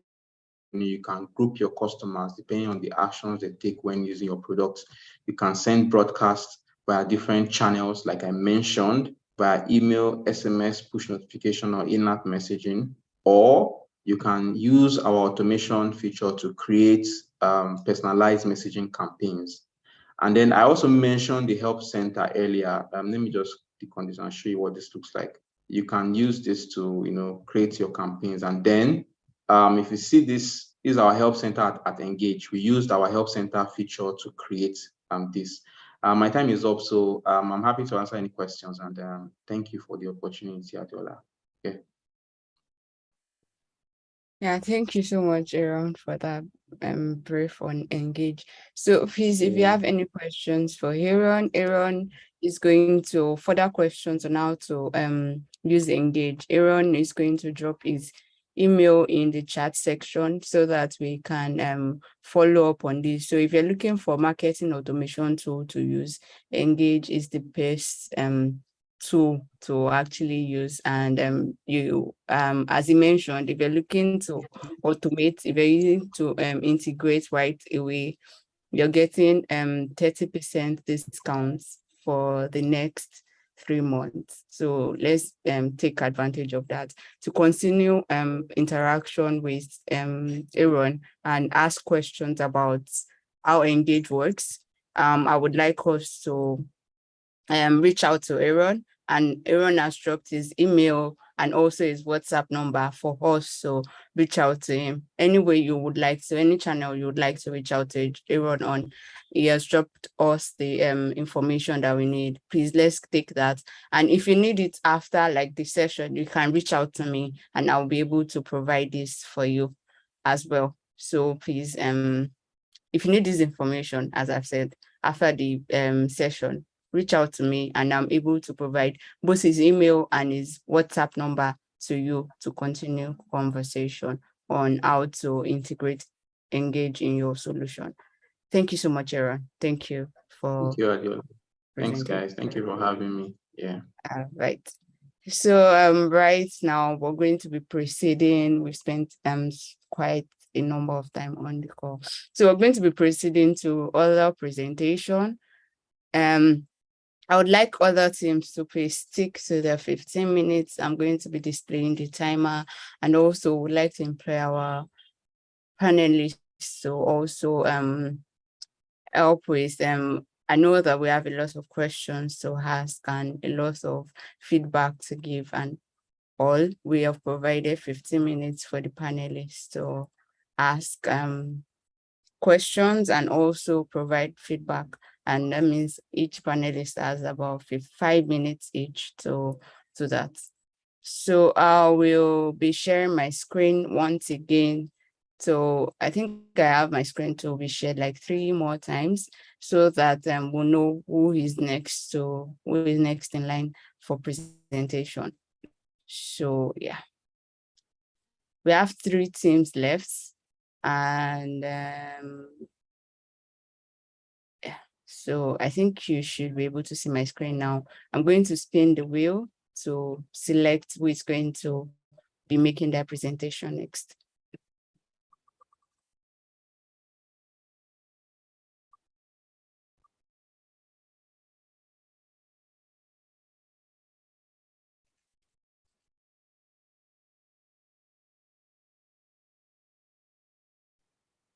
Hi, Team Theta.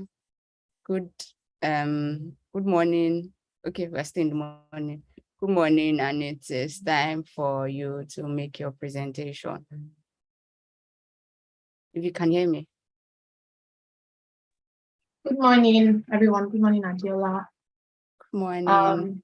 If you would give me a second, share my screen now.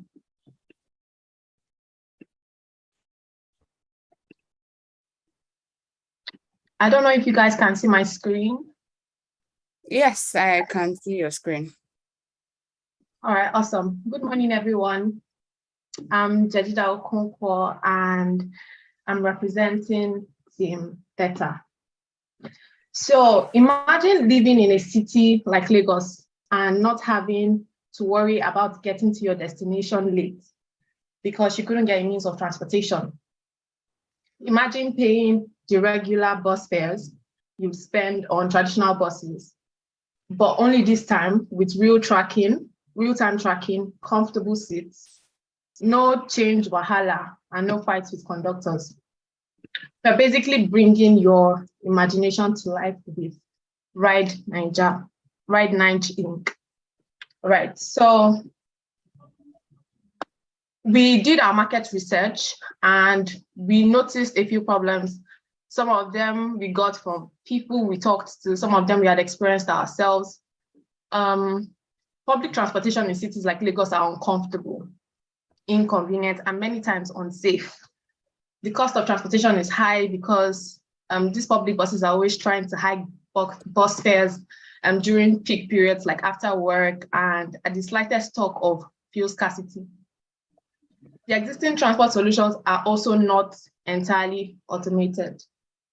Just to take us back to when taxis were the thing, the yellow and black taxis, and then Uber came on board and now we use Uber and everything is automated. So those traditional taxis I think of the past now, that's basically what we're trying to do with buses.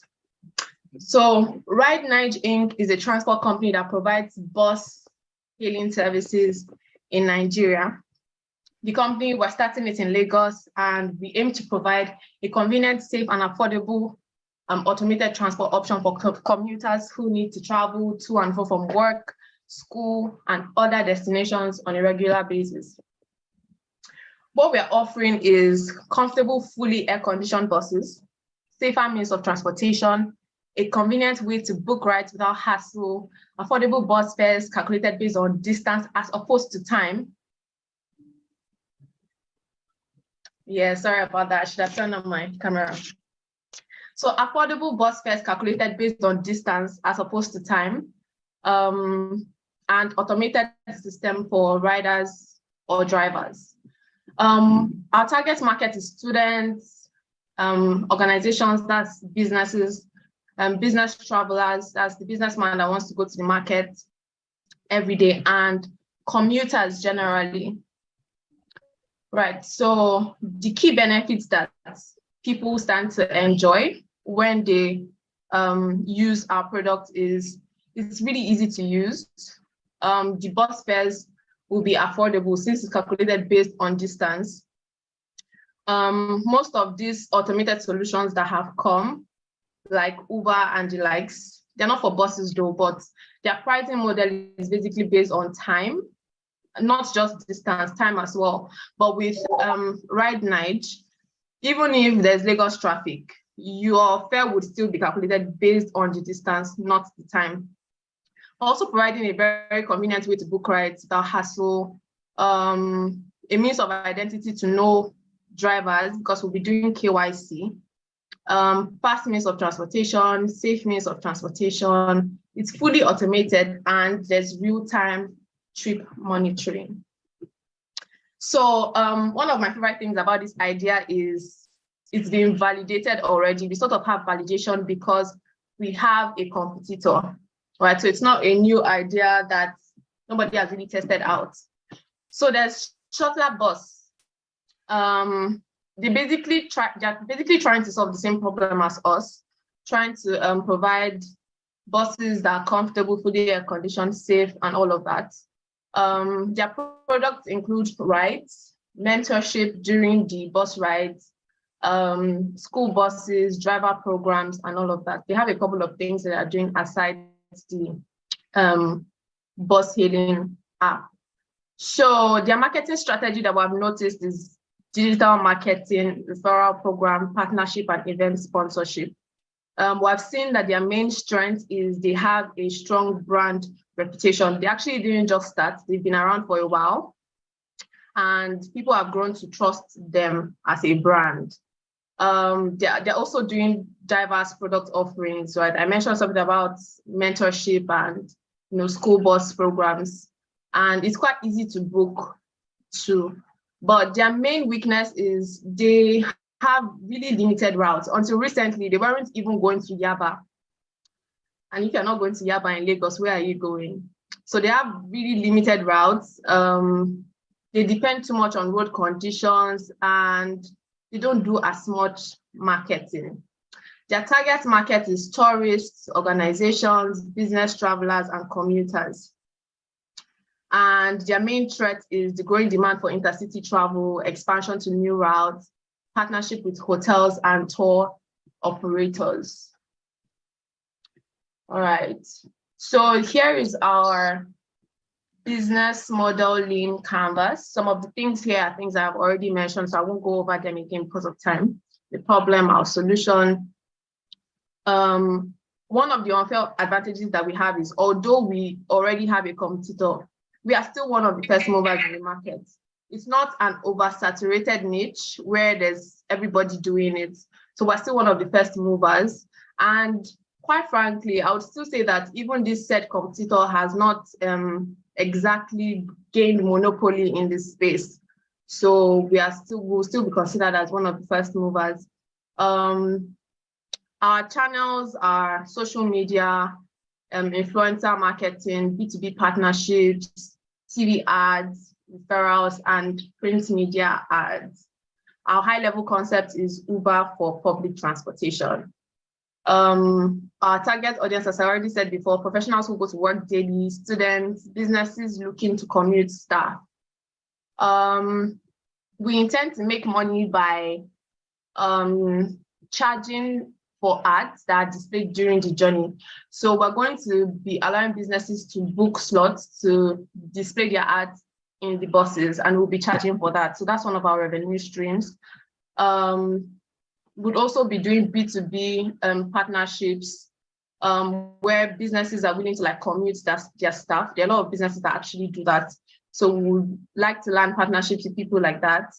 And for B2C, it's basically the regular person who we're going to charge one-off payments. And there's also a subscription plan for people that are going to be commuting to a particular location regularly. Right, so our marketing strategy, I'm going to go over that real quick because it's been mentioned somewhere before this slide. Social media, we're going to be leveraging social media so much because we believe that a lot of our customers are on social media.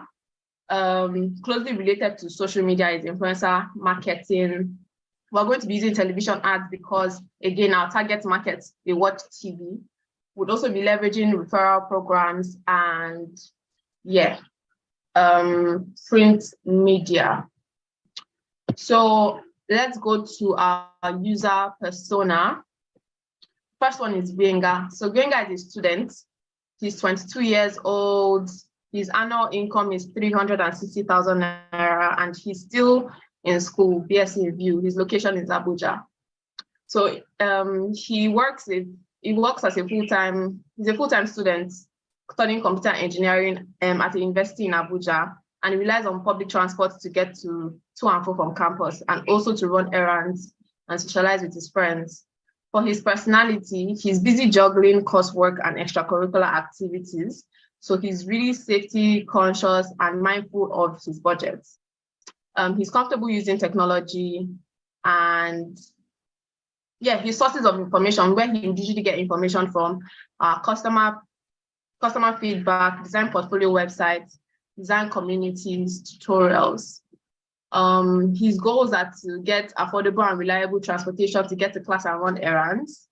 He wants safe and comfortable rides, and he wants the ability to track the location of these buses and know when it would arrive, just so he can save time. Only that while these solutions exist, he doesn't have a lot of budget for transportation, so he can't exactly use the options like Uber and Bolt.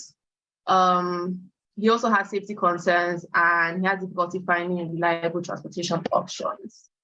Our next user persona is Chinelo. So Chinelo is a marketing officer. She's 28 years old. She earns 4 million annually, and she's a graduate. So Chinelo commutes to work daily, and she prefers to use public transport because in the end, 4 million annually is not a lot of money. So she can't exactly be using options like Uber and Bolt every single day. So she would rather use public transport, only that it's uncomfortable, and she would want a more comfortable solution that is also affordable. She's busy, she's always on the go, she values efficiency and reliability, and she's always looking for ways to save time and streamline processes. Her sources of information are social media, word of mouth, blogs, videos, social events. Her goals are to find convenient and reliable transportation, save time and arrive at her destination on time, and avoid the hassle of negotiating fares with public transport drivers. Her challenges is inconsistent public transportation schedules. So she can't exactly track when buses would be at her bus stop and when she would get to her destination because traditional buses do not have that feature. She also has difficulty finding transportation during peak hours. Right, so here is our low prototype app interface. This is the sign up page. You create your account, you can log in, and then it takes you to this page where you see a map and you can input your location. Right, so our success metrics would be new user acquisition rates. We would like to up that. Would also like to have increased revenue. We'd also be looking at our user retention and our service availability. This basically has to do with uptime and to make sure that our app is not like failing at any point and is generally reliable. For our roadmap, in Q1, we would want to, for the first 3 months, we'll be doing research and development. So we'll be conducting market research to understand customer needs and pain points. We'll develop the automated booking system, identify and acquire suitable buses and drivers for the service, and build partnerships with businesses for B2B services. In Q2, we would launch and test. So we would launch the service with a small group of early adopters and collect feedback and iterate on this feedback that they give us. We'd also build brand awareness through targeted marketing. So this is basically us launching in the second quarter and doing a beta test. So in Q3, we'll be planning on expansion. We intend to expand the service to cover more areas than Lagos, because I said we would actually be starting with Lagos, but we'd like to expand sometime in Q3. Would increase the fleet size to meet the growing demand that we would have. Would also get more partnerships with advertisers who would be willing to display their ads during our rides. That's just to up our revenue. And we would offer subscription-based services to attract loyal customers. So for Q4, would be concentrating on scaling. So we'd expand the service to other cities in Nigeria, apart from Lagos and Abuja. Would introduce new features to attract more customers, develop strategic partnerships with businesses to provide employee transportation services, and launch targeted advertising campaigns to attract a wider audience. So for our pricing model, we have two pricing models. So there's the one-off payments, the fixed fare, and there's the subscription basis. So for the fixed fare, we'll basically be charging X naira per kilometer. I'm sorry that it's X that is there. I apologize in advance. We could not come up with a figure because we needed to do more research and we didn't really have time for that. So we'll be charging X amount per kilometer. So what our competitors, our indirect competitors would normally do is charge per kilometer, but also based on time because of traffic. So they would want to still make money from that, leverage traffic and everything, but we won't be doing that. We'll just be charging based on the distance, even regardless of how long they have to sit in the bus and be stuck in traffic. For the subscription, we'll basically have to get this figure first and then use this to calculate what the subscription would look like, but with a discount since they'll be paying upfront. So that's pretty much it. Yeah, Ride Night Inc. Thank you. Thank you so much. Thank you for that presentation, Jedidah, and thank you for being on time. So I will over to our panelists for their comments, feedback, and questions on this presentation. Okay, hello. Hi guys. Can you hear me? Yes, we can. I think the first thing that came to my mind when you started talking was actually Shotlers. And I think you have a very similar or practically the same business model, but I don't know if Shotlers does the advertisement bit of it. My question here would be, I didn't see what your plan on the buses is going to be. Are you going to buy and manage these buses by yourself? How do you plan to? Are you going to rent it? Like, how do you plan to get the actual vehicle you're going to use? And how do you plan to manage it? Because if you own a car, you know that managing of vehicles is not a very easy task. You know, mechanical equipment, wear and tear, you always have to service, you always have to repair, you always have to replace. All those, yeah, I think that's my major question. How do you plan to handle that? Okay, so we intend to be asset light. We do not plan to buy vehicles of our own. We intend to partner with people that already own buses. And that's why we have demand and supply part. So we'll be getting people with buses to either give out their buses to us without drivers, and then we'll recruit drivers, or they could give us the buses with drivers for compensation, of course. We do not intend to buy buses of our own.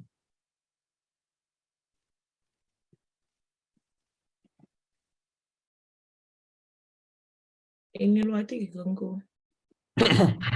So I have a follow-up question to that. I saw in one of your slides, great job, by the way. Sorry, I forgot to mention that. This is really good. One of the things you mentioned is that people that have companies can use the buses to pick up their staffs, right? Yeah, we could partner with businesses and make arrangements with them to use our buses as to commute their staff, basically. So just their staff. Let me ask this question. I have a bus, I have a driver. I know the route that they go to pick my workers. Why do I need your service? Okay, so I think that question is making the assumption that businesses have a bus and a driver. Many businesses do not have buses or drivers. So those are the businesses we'll be targeting. If you don't have a bus, you don't have a driver, and you would still like to do your staff the favor of commuting them to work daily, then you can partner with us.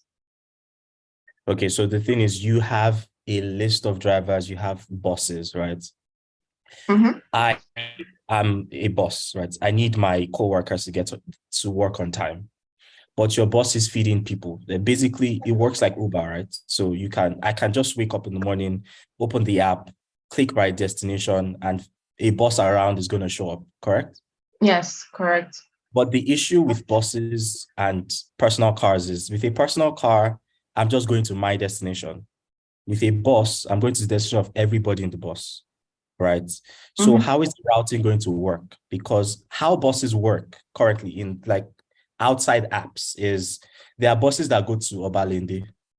There are buses that go to Ikeja, right? So that route is just straight and back. But if I'm in, sorry, I don't know Lagos very well. Let me just use Abuja. If I'm in Wuye and I'm trying to go to Maitama, your bus is going to go, your bus is first going to go to Lokogoma and pick people, drop people. It's going to go to all these different places, but I have a time crunch, right? I want to get to my destination in 5 minutes because your app would show me 5 minutes. So how do you work around that problem? Okay, so I want you to see this more like traditional buses as opposed to Uber. We are taking some of Uber's features and using it to make the process of traditional buses even better. That's why I gave the example of how companies like Uber phased out the yellow and black taxis. So you know how traditional buses are placed in strategic locations, bus stop to bus stop, they pick people up. Since you're familiar with Abuja, I'll just use Abuja as an example. So there's a bus coming from Dawaki and they're going to Gwarimpa. It's not that they're going to go all the way to Maitama or Gwagwalada. They're going, it's a route, right? So they have a route, and if you try to book a ride, they're just going to show you the one that is closest, the one that is following your route. So it stops at the nearest bus stop to you, you hop in, and it follows that route. I don't know if you understand. You're coming from Ifako, going to Ikeja. The bus would first get to Ogba before it gets to Ikeja. So it's not that they're taking you around the states, they're just following certain routes. I don't know if that answers your question. It does. Good. I like the fact that you're thinking really hard about the problem. So now I'm not going on a single route, right? Okay. Let's use Abuja. I'm going from Dawaki, I'm going from Lokogoma to Kubwa, right? So that means there are different buses I have to take. So I have to take one, stop, take another one, stop, take another one, stop, and then take another one if I get to Kubwa. So how do you make that process seamless? I know where I'm going to. Do you understand? I know my starting point is I want to take a bus from Lokogoma to maybe Berga first, and then from Berga, I'll take to Kubwa. How do I make that process? Because if the value proposition is that you are just replacing, you're just making what is already existing on an app, right? It's good. Like I can check, I can open up, but I don't really see the difference with me opening the app or just going to the bus stop and then taking those stops. So how would you make it more effective for me? Quite frankly, I'm not going to promise that we're going to solve every single problem that comes to traditional buses in the MVP.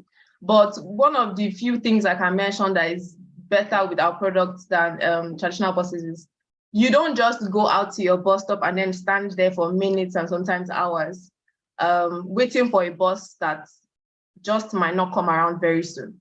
That is one. Number two, there's the problem of give me my change. The conductor is speaking to me rudely. That's not going to happen with our products. The buses are also very comfortable. The buses are air conditioned. So these are the things that we're even trying to correct with the traditional bus system. For the MVP, I feel like what you just raised is a valid concern and something that we would want to work on fixing long term. But for the MVP, we're going to start with solving these problems that I have just mentioned, and then it would work like traditional buses. So I get to this bus stop, and from this bus stop, if I need to go somewhere else, I can book a ride from that place to the other place. Maybe long term, we can find a way to make the routes even more connected so that people can go on longer routes without having to drop from the bus. Yeah.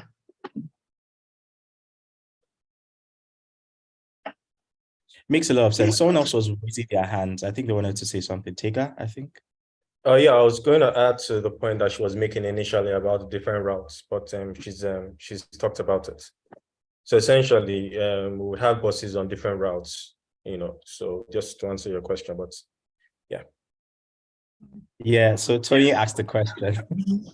How do you deal with transport unions? Well, one thing I believe is they are human beings and they can be spoken to. In the end, everything deals with settlement. So if we speak to them, I'm thinking long term, we might have packs of our own, so we don't have to really affect the transport unions. But at the beginning, since we are trying to build a lean startup at the beginning, we are going to be partnering up with the transport unions so that they don't give us any problems. They are humans, and if they are settled, they would be fine. Let me even offer some, what's it called? I don't think you necessarily need to deal with them if people are ordering from the app, right? And it depends on how your business model is. If they are, so that's what. True. That's what I was gonna say. That if you're not stopping, they're not going to. If again, it depends on how the business model is. If they are not going to be stopping randomly at random junctions and bus stops, right? If I've booked Uber, for instance, and I stop at a junction, or I book and my Uber that is picking me up at a junction where what's it called? A taxi park is, nobody's going to harass me because it's nobody's bloody business. Do you get what I mean? So Yeah. if But it's we'll be using bus stops though, so we would actually have to deal with them at yeah, the beginning. but are you going to be, you're going to be picking up specific people. Also, I think that's another question I asked. How do you know that, how does the driver know that this is the person that has booked the ride? All those. Okay, on the app, there are QR codes that appear on your screen. So right before you enter the bus, you scan your QR code to verify that you're the one, and then you get in. So that's how that works.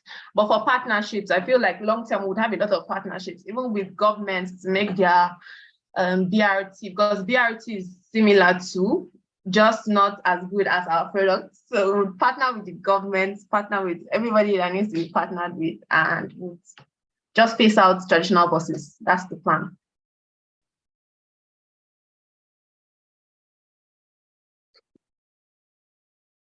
Okay, so that's great. I think there's a lot of the problem that you've thought about.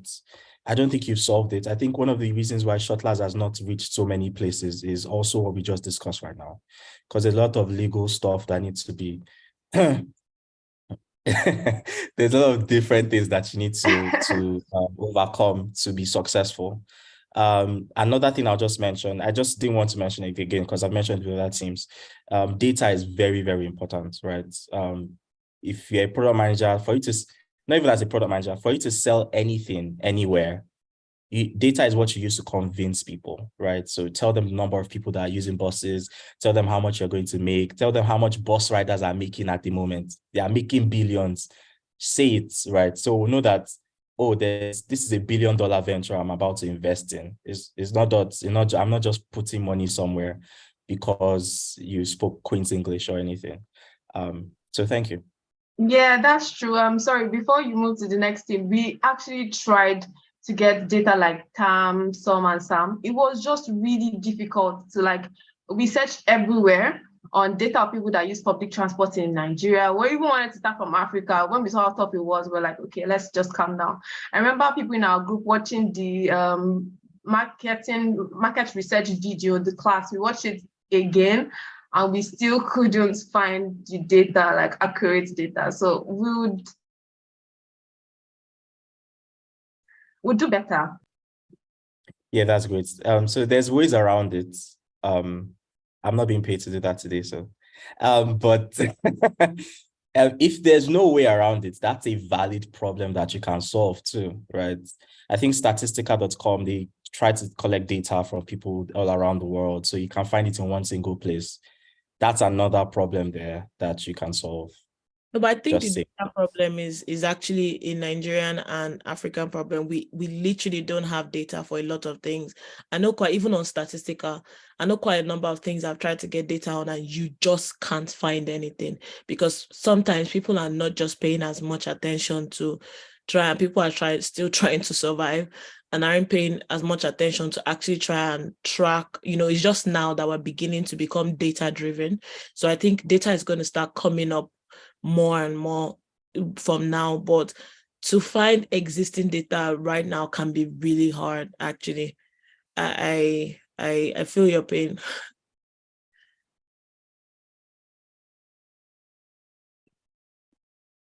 So thank you so much, Promise. Thank you so much, Ine. Thank you so much, Omotayo. I promise, I don't know if you have any other thing to add or any questions to ask before we proceed.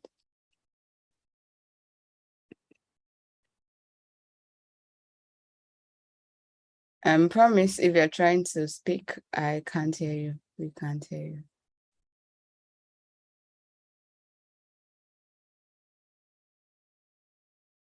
Okay, your mic is currently unmuted, but we still can't hear you.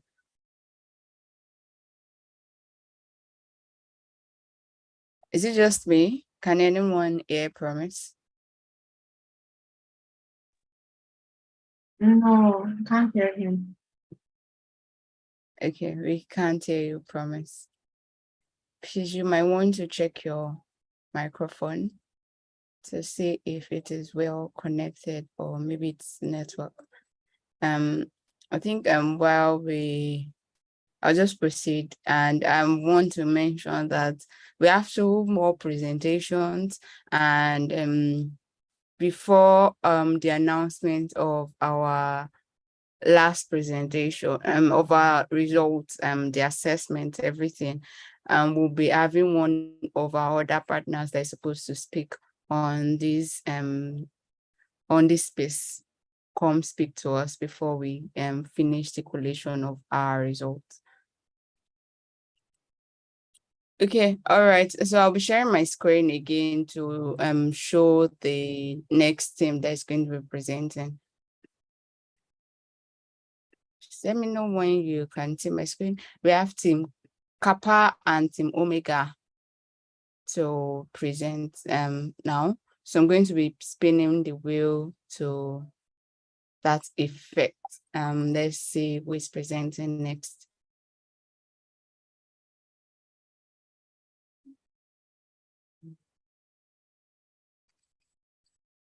Yay, Team Omega. Okay, hi Team Omega. Are we ready? Yes, we are. Okay, all right, Debbie. Hi, can you hear me and see me okay?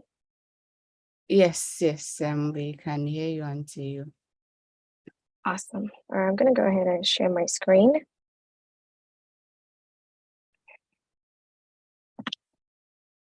Oops.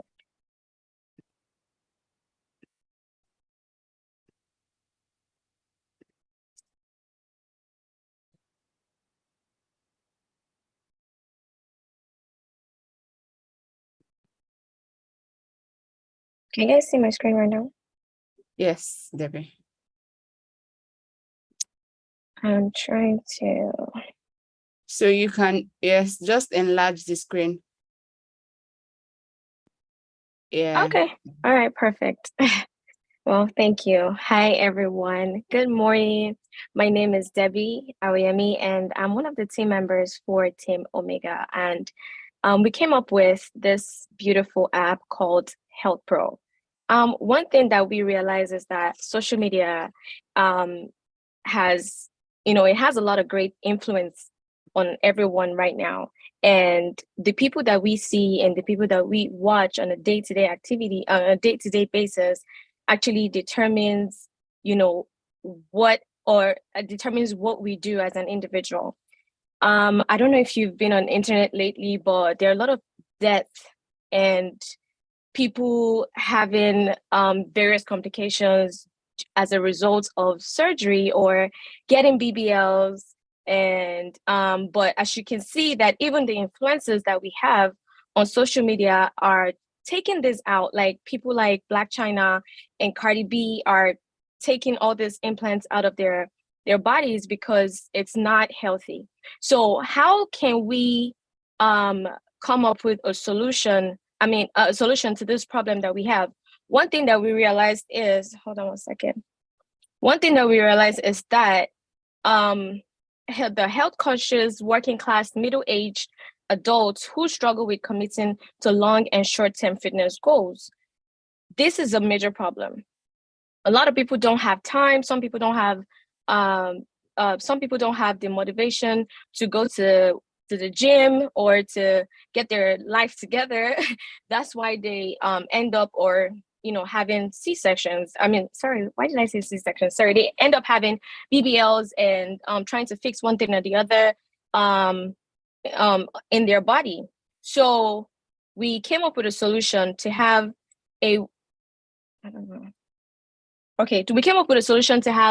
one-stop shop for all things physical health and wellness, in order for us to minimize death and also have people live a healthy and better life.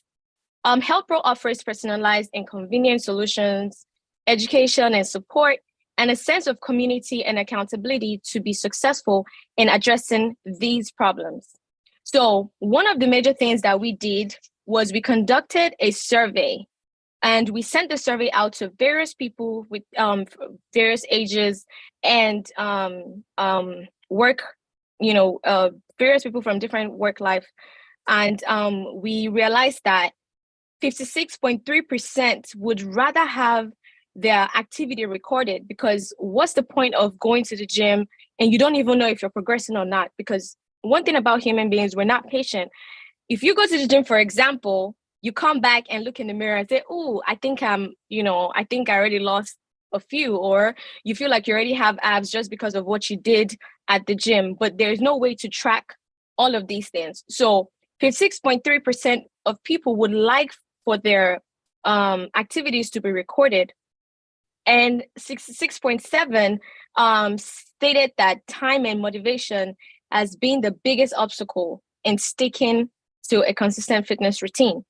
If we all notice that, like, some people work from home right now, and if you look at the way Nigeria is, it's a lot of traffic getting from one point to the other. So imagine you're waking up in the morning and you're having to go to work, and you come back from work, you've already been through the hustle of Niger life, and then you want to go out again to go work out. Like, you just don't have that motivation. There's no time, and there's no resources put in place for you to be able to go out there and get that body that you want to get, right? So most of them actually said they don't have time and zero motivation. 59.1% people never use the fitness app, and 72.9% prefer to work out at home. Like, that was like majority, right? And right now we have like 45.8 identified as male and 54% as females, and the largest group were between 25 to 30. So those are like millennials and Gen Zs, right? Everybody wants to get fit. Everybody wants to, have this aesthetic look, be beautiful and all of that. So everyone wants to be fit. And in order to do that, we're able to get some user personas from, Omori Osemudiame right here.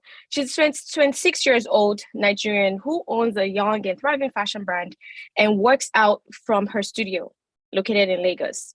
And she works out once or twice a week. Her biggest obstacle is money and motivation. Some people don't have enough money to pay to go to the gym. And actually, some people, aside from the money to pay to go to the gym, you still have to pay or book an Uber to take you over there. Like, it's just chaotic and it's very stressful, right? So the biggest motivation for her is actually to gain and lose weight. I said this because I'm in the process of gaining and losing weight at the same time, because I want to gain weight because I feel like I'm very small and I want to develop some muscles, and I want to lose body fat and gain muscle weight. So she's in the process, that's her motivation and that's her goal, right? To gain some muscles and lose some weight. So the main function that she looks at, that she wants from this app, is weight management, to be able to manage her weight correctly, what to eat, when to eat, study her macros, figure out, when to work out, and all of that, and activity recording, calorie calculation, and get food advice. Another person we have here is Tobiloba, a 35-year-old Nigerian who works remotely for a tech company in the US and also lives in Lagos. Works out more than 2 times a week, and the biggest obstacle for him is motivation, lack of technical know-how, doesn't know what to do, doesn't know what exercise works for what, doesn't know, if to work out his glutes, his, abs and all of that. So, and the motivation for him is to stay in shape, be healthy, be fit. So, and then what he's looking to get is weight management, calorie calculation, food advice, and, to be able to control his heart rate. One of our biggest competitor is Streak app. Streak app is a habit tracking app that actually enables users to be able to track their habits and, develop by tracking their progress and providing motivational messages and reminders. Some of the features that they offer is personalized workout plan, nutrition tracking, social support, and their pricing is actually 4,000 Naira as we speak. So this is our SWOT analysis. Our strength is that Health Pro provides motivation and accountability through features such as goal tracking, reminders, incentivization, and social sharing. One of our weaknesses, our app is dependent on technology such as smartphones and wearables, which can be a barrier for users who do not have access to these devices or who would prefer traditional workout methods. Like those individuals that don't have a smartphone, how would they be able to, get all of this done? So that's one of our major weakness. Opportunity for us is Health Pro can incorporate gamification elements such as challenges, rewards, leaderboards to make workouts more fun and engaging. Our threat are there are many other fitness apps available on the market, as we all know, and this can make it a bit difficult for Health Pro to actually gain traction and retain its users. Market size and opportunity. Right now, in about from between 2018 and 2025, the market is estimated to grow by $19.8 billion, and is expected to grow at 17.8%. And the market research report from Statista shows that the current market size of this industry is 7.98 million, and the revenue is 7.32 million. So it's a great opportunity for us, and we can definitely make some huge profit off of this. Our competitive advantage is that Health Pro helps you personalize your workout plan based on goals, fitness level, your preferred workout style, videos. There are videos demonstrating how to properly, do a particular workout.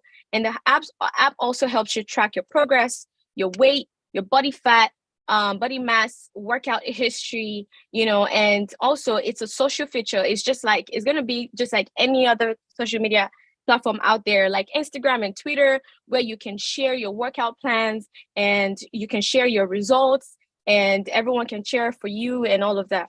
So Health Pro has a reward system that works, that also by providing users with points for every workout they complete. So those points can be converted into money. That's, you can use those points to shop on the app, or by the time in our next phase, by the time we bring out the version 2, we're going to be partnering up with major industries like Nike, Adidas, and when you get your points, you will be able to shop buy your favorite sneakers, headbands, whatever it is, from one of those major outlets.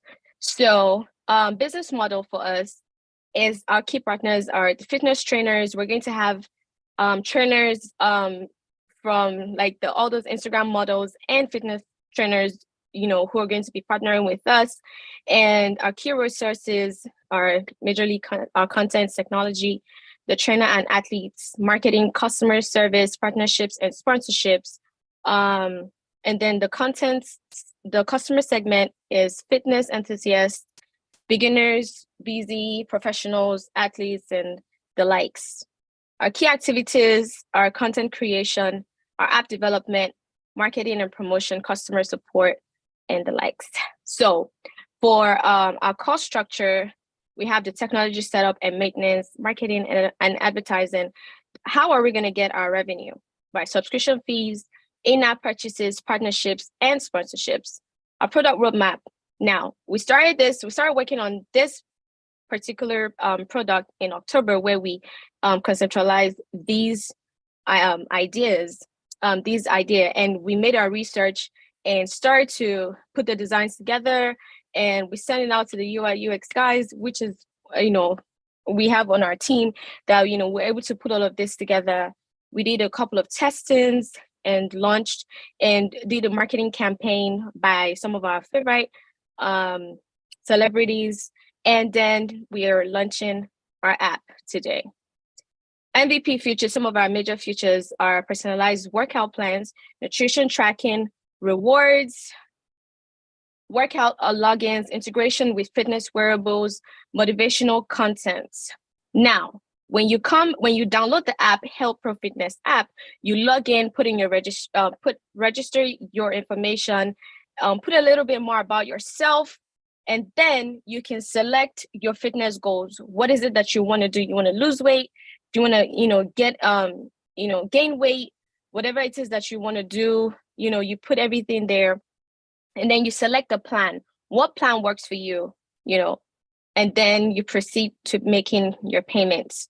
There are discounts and rewards features available as well. You can also track your time, you can also track your calories and how much you lost for today or how much you gained.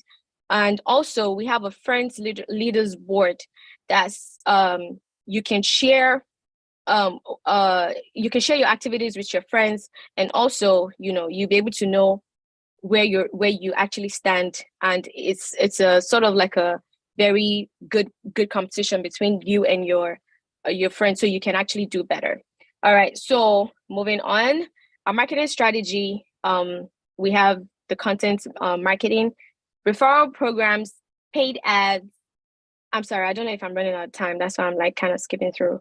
But then one of our major content marketing is that we're going to highlight the unfairness of the current fitness industry and how the users are not being rewarded for their hard work while companies reap all of the benefits. And also show how HealthPro is different and how it rewards users for their hard work while giving them a personalized and tailored experience. And also tell stories of success from HealthPro users and how the app helped them reach their goals. All right, our pricing strategy. Now, when you download the app, it's free, all right? But then you're going to have the ads and also, just a little bit of workout. It's like a teaser, right? Workout and classes, nutrition and wellness guide. But then if you want to gain the full experience, you only have to pay 5,000 Naira monthly, all right? And then you get no ads, and you'll be able to have more creators who are going to actually teach you, and you have one-on-one, like a personalized workout plan. But if you want to increase and do the quarterly, is 17K and 50K for annually. All right, so our business projection, year one, we're looking at 10,000 users and with a revenue of 50 million Naira. With year two, 50,000 users with revenue of 250 million Naira. Year three, 100,000 users with revenue of 500 million Naira. And year four, 500,000 users with a revenue of 2 billion 500 million, you know what I mean? So yeah, these are the beautiful faces that are behind Team Omega. We have myself, who we actually focused on our strength as a team, right? And we decided to give ourselves, a title, so we can actually focus on what, if we were actually in a company, how are we going to run it? And that's how we ran this team. And honestly, it has been a beautiful and amazing experience. I was nominated to be the product owner. Daniel Enamdi is the marketing lead. Sheyi is the operations lead. Nana is the business lead. Omomi is the research lead, and Wisdom is our team lead. So thank you, and I hope I was able to pass my points across. Thank you so much, Debbie. Thank you for that presentation. It was a beautiful one. Although you spent an extra 3 minutes. I'm sorry. Yes, on the presentation. So I would like our panelists to give the feedback, ask questions, and give their comments on this. Okay. Hi, Debbie. Can you hear me? Hi. Yes, I can hear you. Okay. All right. Nice work. I like the concept. So we heard from the customer side or from the end user side, but from what you have presented, there are two users here, the creators. How would you get your content? That's one aspect. And how do you get the creators to create those content? You didn't really speak on that. Okay, awesome question. So with the creators, I know that, I mean, I'm not going to say we all know, but with Instagram right now, Instagram is a way that we can, a lot of people generate income from Instagram, and also TikTok, like other social media apps, right? They would be partnering with us by, you know, not just posting their workout plans and their workouts on social media, but also our app is going to be another their app is going to be another method of revenue generation for them as well. So they're not only going to be posting it on social media, but they're going to be posting, it's going to be like a subscription. Like if you want to see more of these workouts and have a one-on-one with us, then you can subscribe on our app. So that's how they're going to, you know, that's how we're going to work it out with them. We're partnering with them. Okay. Have you thought about the incentive or how you want to incentivize these users, these creators? Yes, they would. There's going to be shared like, so the amount that the users pay. So it's going to be like a percentage. If we have subscribers subscribe to your channel on the app, we're going to get a certain percentage.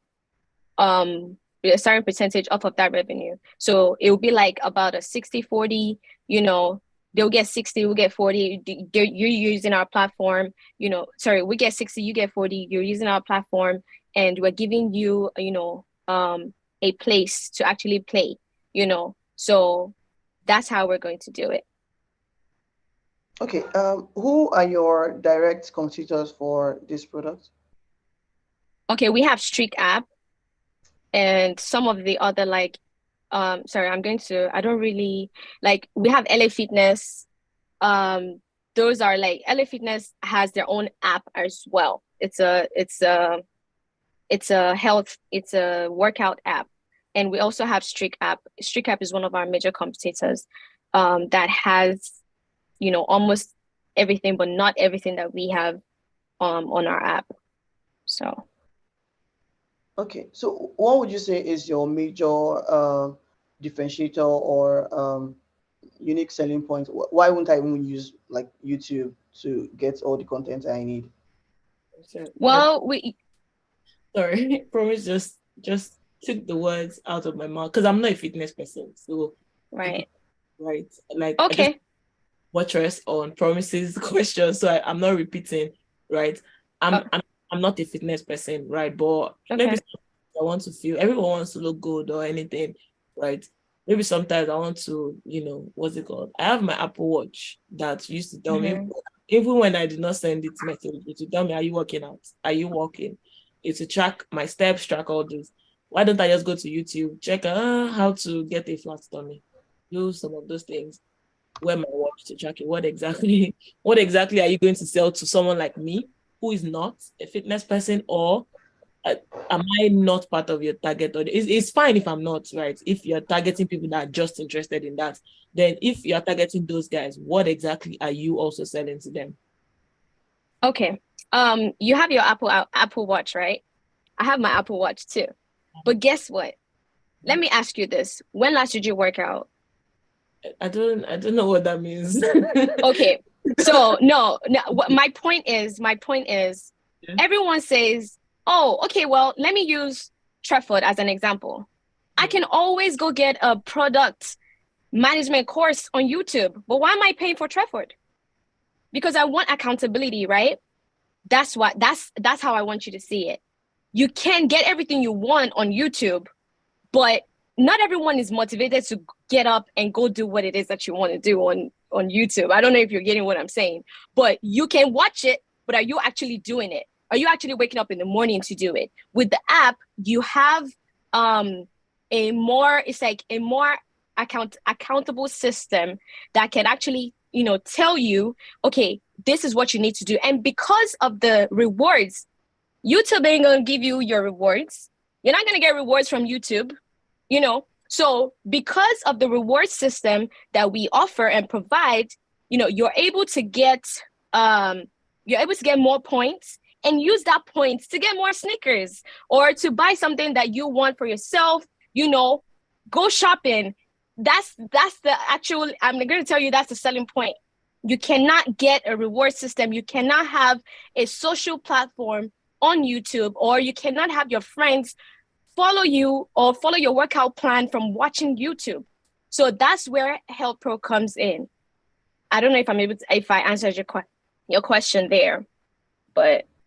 All right. I just want to touch on something you said. So can you throw more light into what this reward is and the accountability, so that we even see? Because again, the Apple Watch, every morning I wake up, it's telling me to, even before the Apple Watch, my phone will tell me, try to stand up or try to walk or something.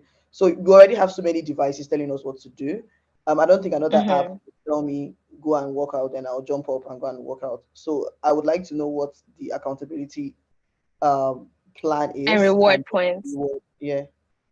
Okay, awesome. So for the reward points, let me use another example for you. If you have a credit card or you have a debit card and the bank tells you, use my card. If you use my card, I'll give you 3 points. If you use this card, if you go and get gas or in this filling station, I would give you points. 3 points for this. If you go shopping and buy clothes, I'll give you 5 points. And those 5 points would be accumulated and then put in your account at the end of the month, right? You can, if you're flying, let's say, for example, you're flying United or you're flying Delta and you want to go somewhere, you can always book from anywhere. But why would I want to book with Delta? Because I know that I'm going to get a reward. I'm going to get a point for flying with Delta. So why not fly with Delta so that I can get those points? That was just an example. So with Health Pro, those points would that's a motivation for you to be able to get up in the morning and do it, knowing that you can actually save up on a lot. You can save up on money. You can actually get your money back by doing the workout. It's just like you're getting paid to work out, pretty much. So I don't know if I was able to play that up for you. Yeah. It sounds nice, but I don't know. It sounds very nice, right? But maybe it's not for you. But I mean, when it comes to working out, I don't think there's anything. Not like there's nothing we can do about it, but health is wealth, my sister. Health is wealth. I'm not buying it. I can be healthy without particularly work. And again, maybe, like I said, maybe promise. And it's not just working out. It's not just working out. It's also meal plans. You don't have to work out.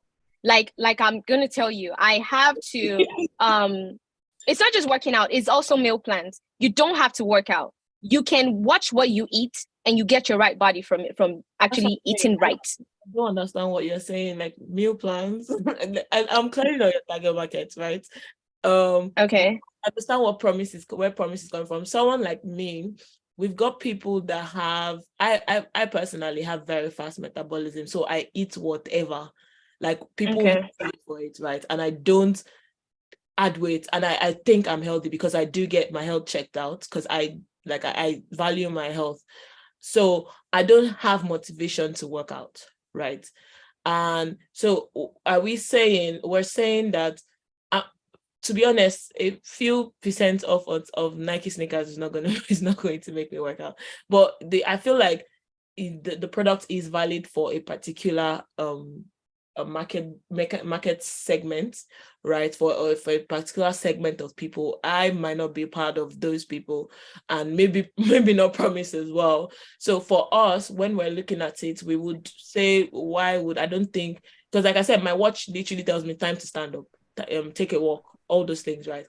I just like, oh yeah, please leave me alone. I don't think those things necessarily would motivate people that are not already motivated to start using the application. So I think what if this app was going to go live, instead of looking to motivate people that are not really interested in working out, look to reach out to those that are interested and add value to their working out.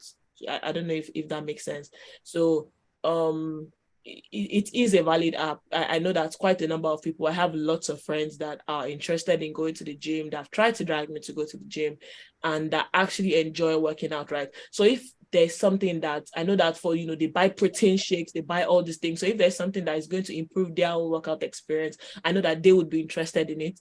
I don't think there's an app that can make me, get interested in working out. And the fact that people can, what's it called, can also get rewards also is very valid, right? So that's a very good one. There's something I wanted to, what's it called? Your pricing model, I don't know what you based it off of. Did you use the existing pricing models of like your competitors to look at how much people will be willing to pay, or did you just make assumptions? I think that's the only like question or whatever I have, but Promise's hand is up. So if you can just answer that, and then Promise can go. All right. I'll clear up what you said before, and then I'll go to the pricing. So we're not, like I said, it's a one-stop shop. Fitness, health, everything, wellness. Okay. If you feel like you want to, like you have a high metabolism, you don't need anything that has to do with health, or you don't want to know anything that has to do with, what you eat, how you track your food, what your food actually contains, like the nutrients your food actually contains, that's totally fine. But then we have a lot of people looking at the research that we did and sending out that survey, we realized that over 70% of people actually want something to get them to use, to get them to get up, or actually not just getting up, but to show them how to eat properly, right? To show them what to eat and when to eat it, to show them if they're eating more of carbs or, more of protein and less fat, and, to be able to track their nutrients. It is not just working out. I don't work out every day because I don't have time. When I do have time, I would work out. But guess what I do? I make sure that I eat the right food.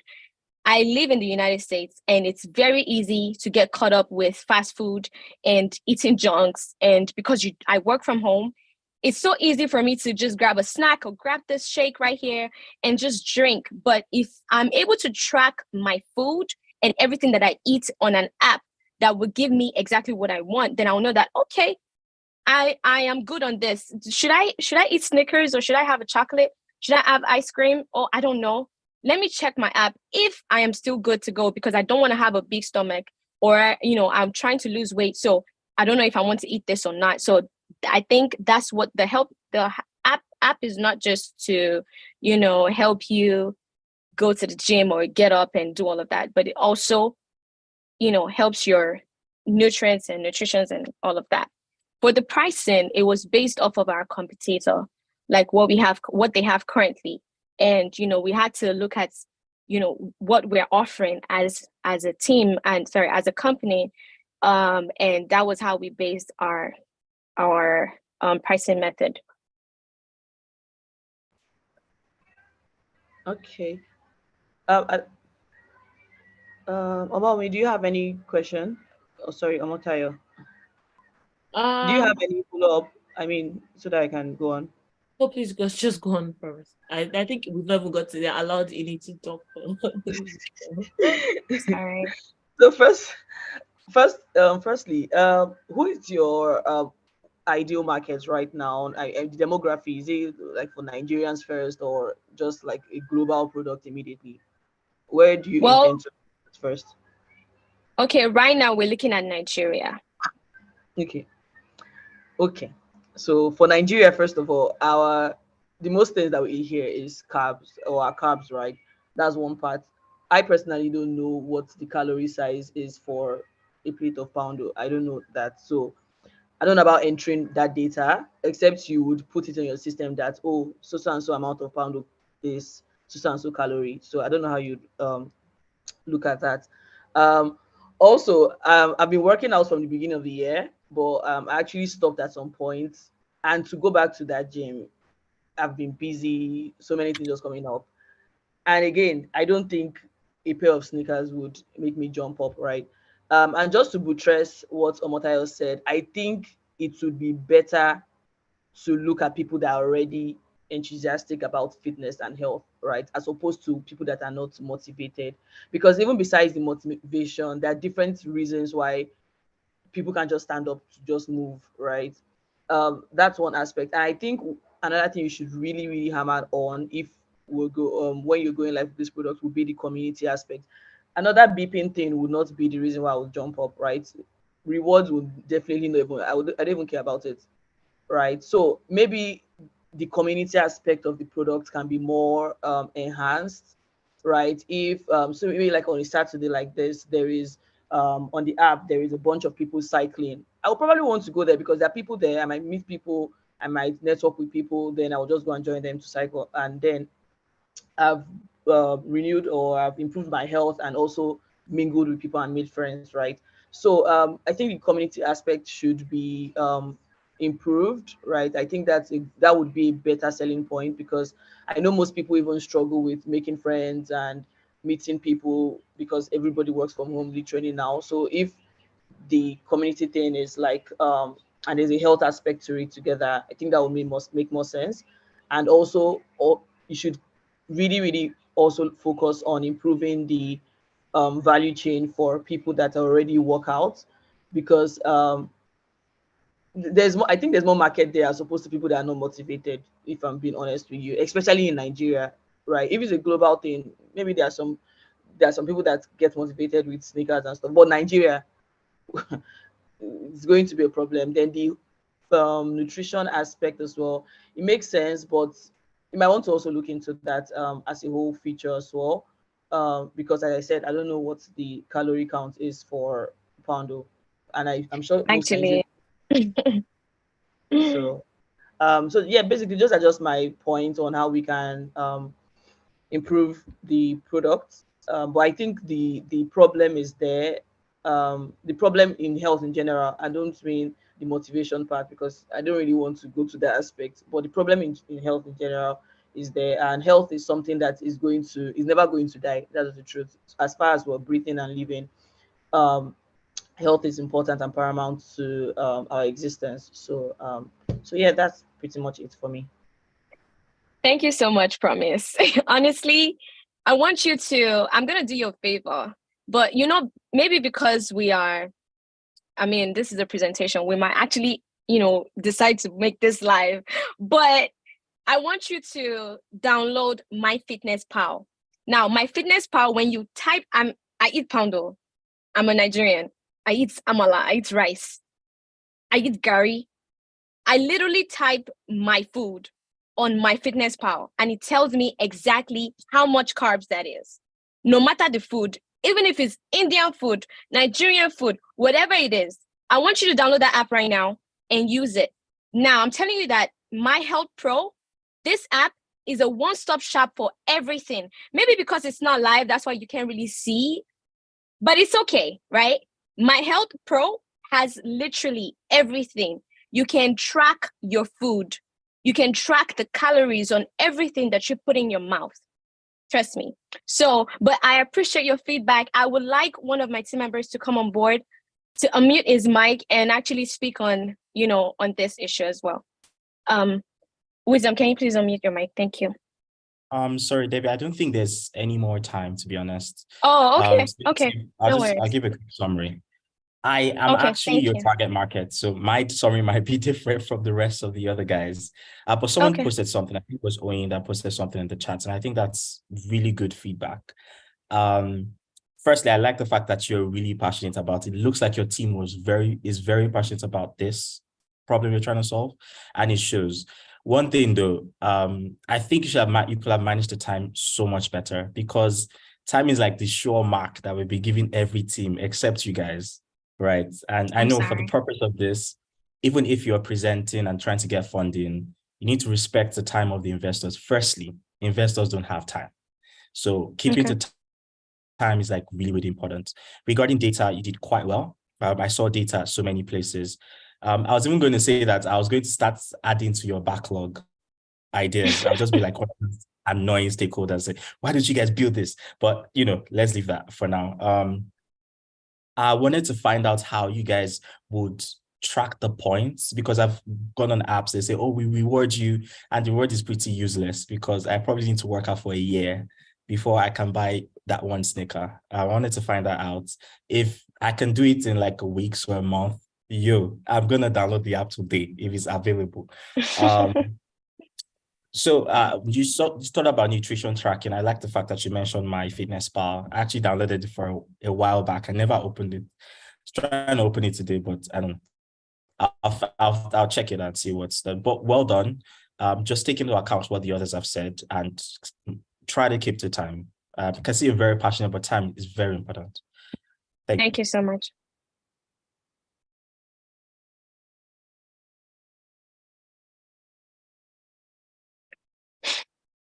Thank you so much, everyone. Thank you for these comments, for the feedback, for the questions, and thank you to Team Omega for this presentation. I hope that we take this feedback that has been given appropriately. We go back to the drawing board and fix the things that we need to fix and perfect the things. If we're still going to outside the boot camp, we're still going to be working more on the product. Let us do that. I hope that all of us have noted down all the complaints and all the feedback that has been given. And I like to, Ebon is on the call with us. Ebon is one of our facilitators. And Ebon also like add an input to give on the fitness app.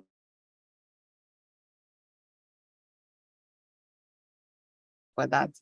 Okay, I think share. Okay, stop sharing. Oh, sorry about that. I'm supposed to share my screen. I think we know the last group remaining, the last man standing, and that is Team Kappa. And yes, Team Kappa. I don't know why.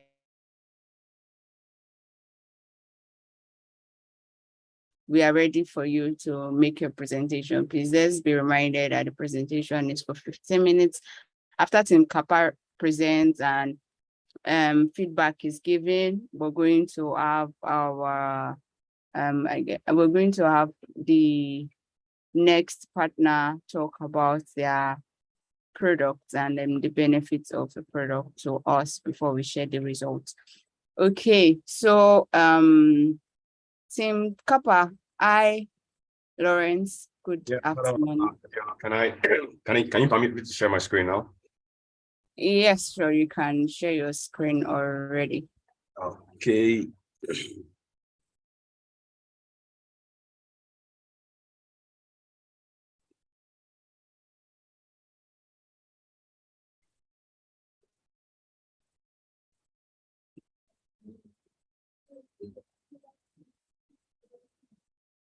Okay, sorry, I need to hold on. I need to go back and comment. Give me a minute, just a minute.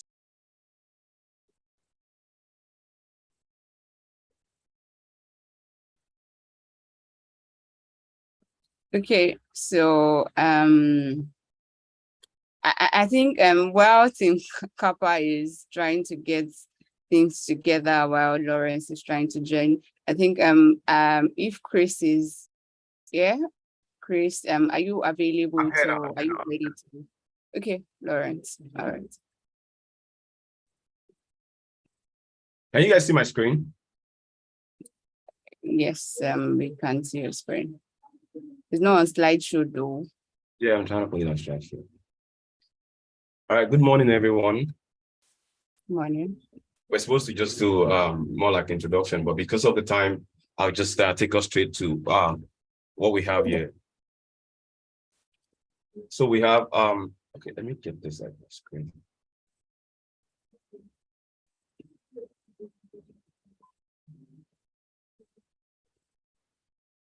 Okay. I just have to just push all of the routes. All right, thank you. Sorry for the time. So we have MediConnect.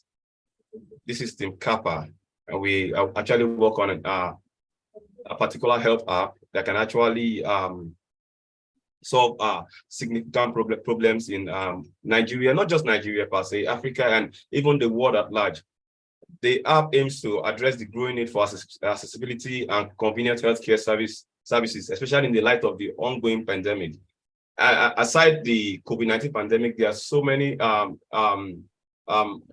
diseases or so that are evolving, even in America as we speak right now. So with the app, patients will be able to search for medical laboratories near them, book appointments, and even request for lab scientists to come to their residence to take their samples.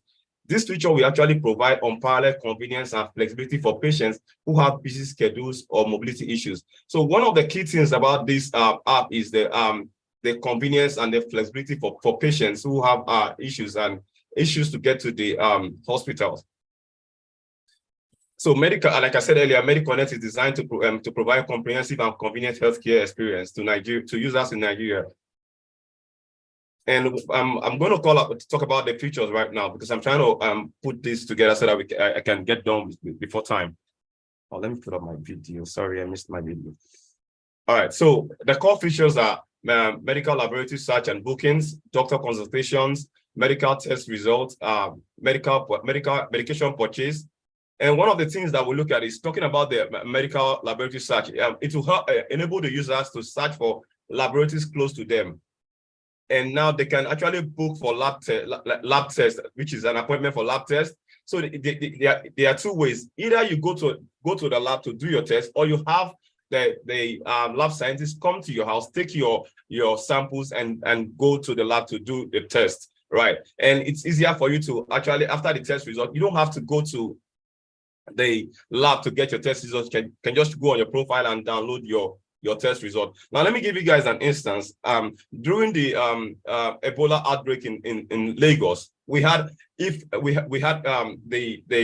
foreigner from outside the country coming to Nigeria, and he was actually at the hospital. So the outbreak started from the hospital. So if it was a case where he was able to actually talk to a doctor or probably get a lab scientist come do their test, we can actually be able to curb the whole spread and all of that.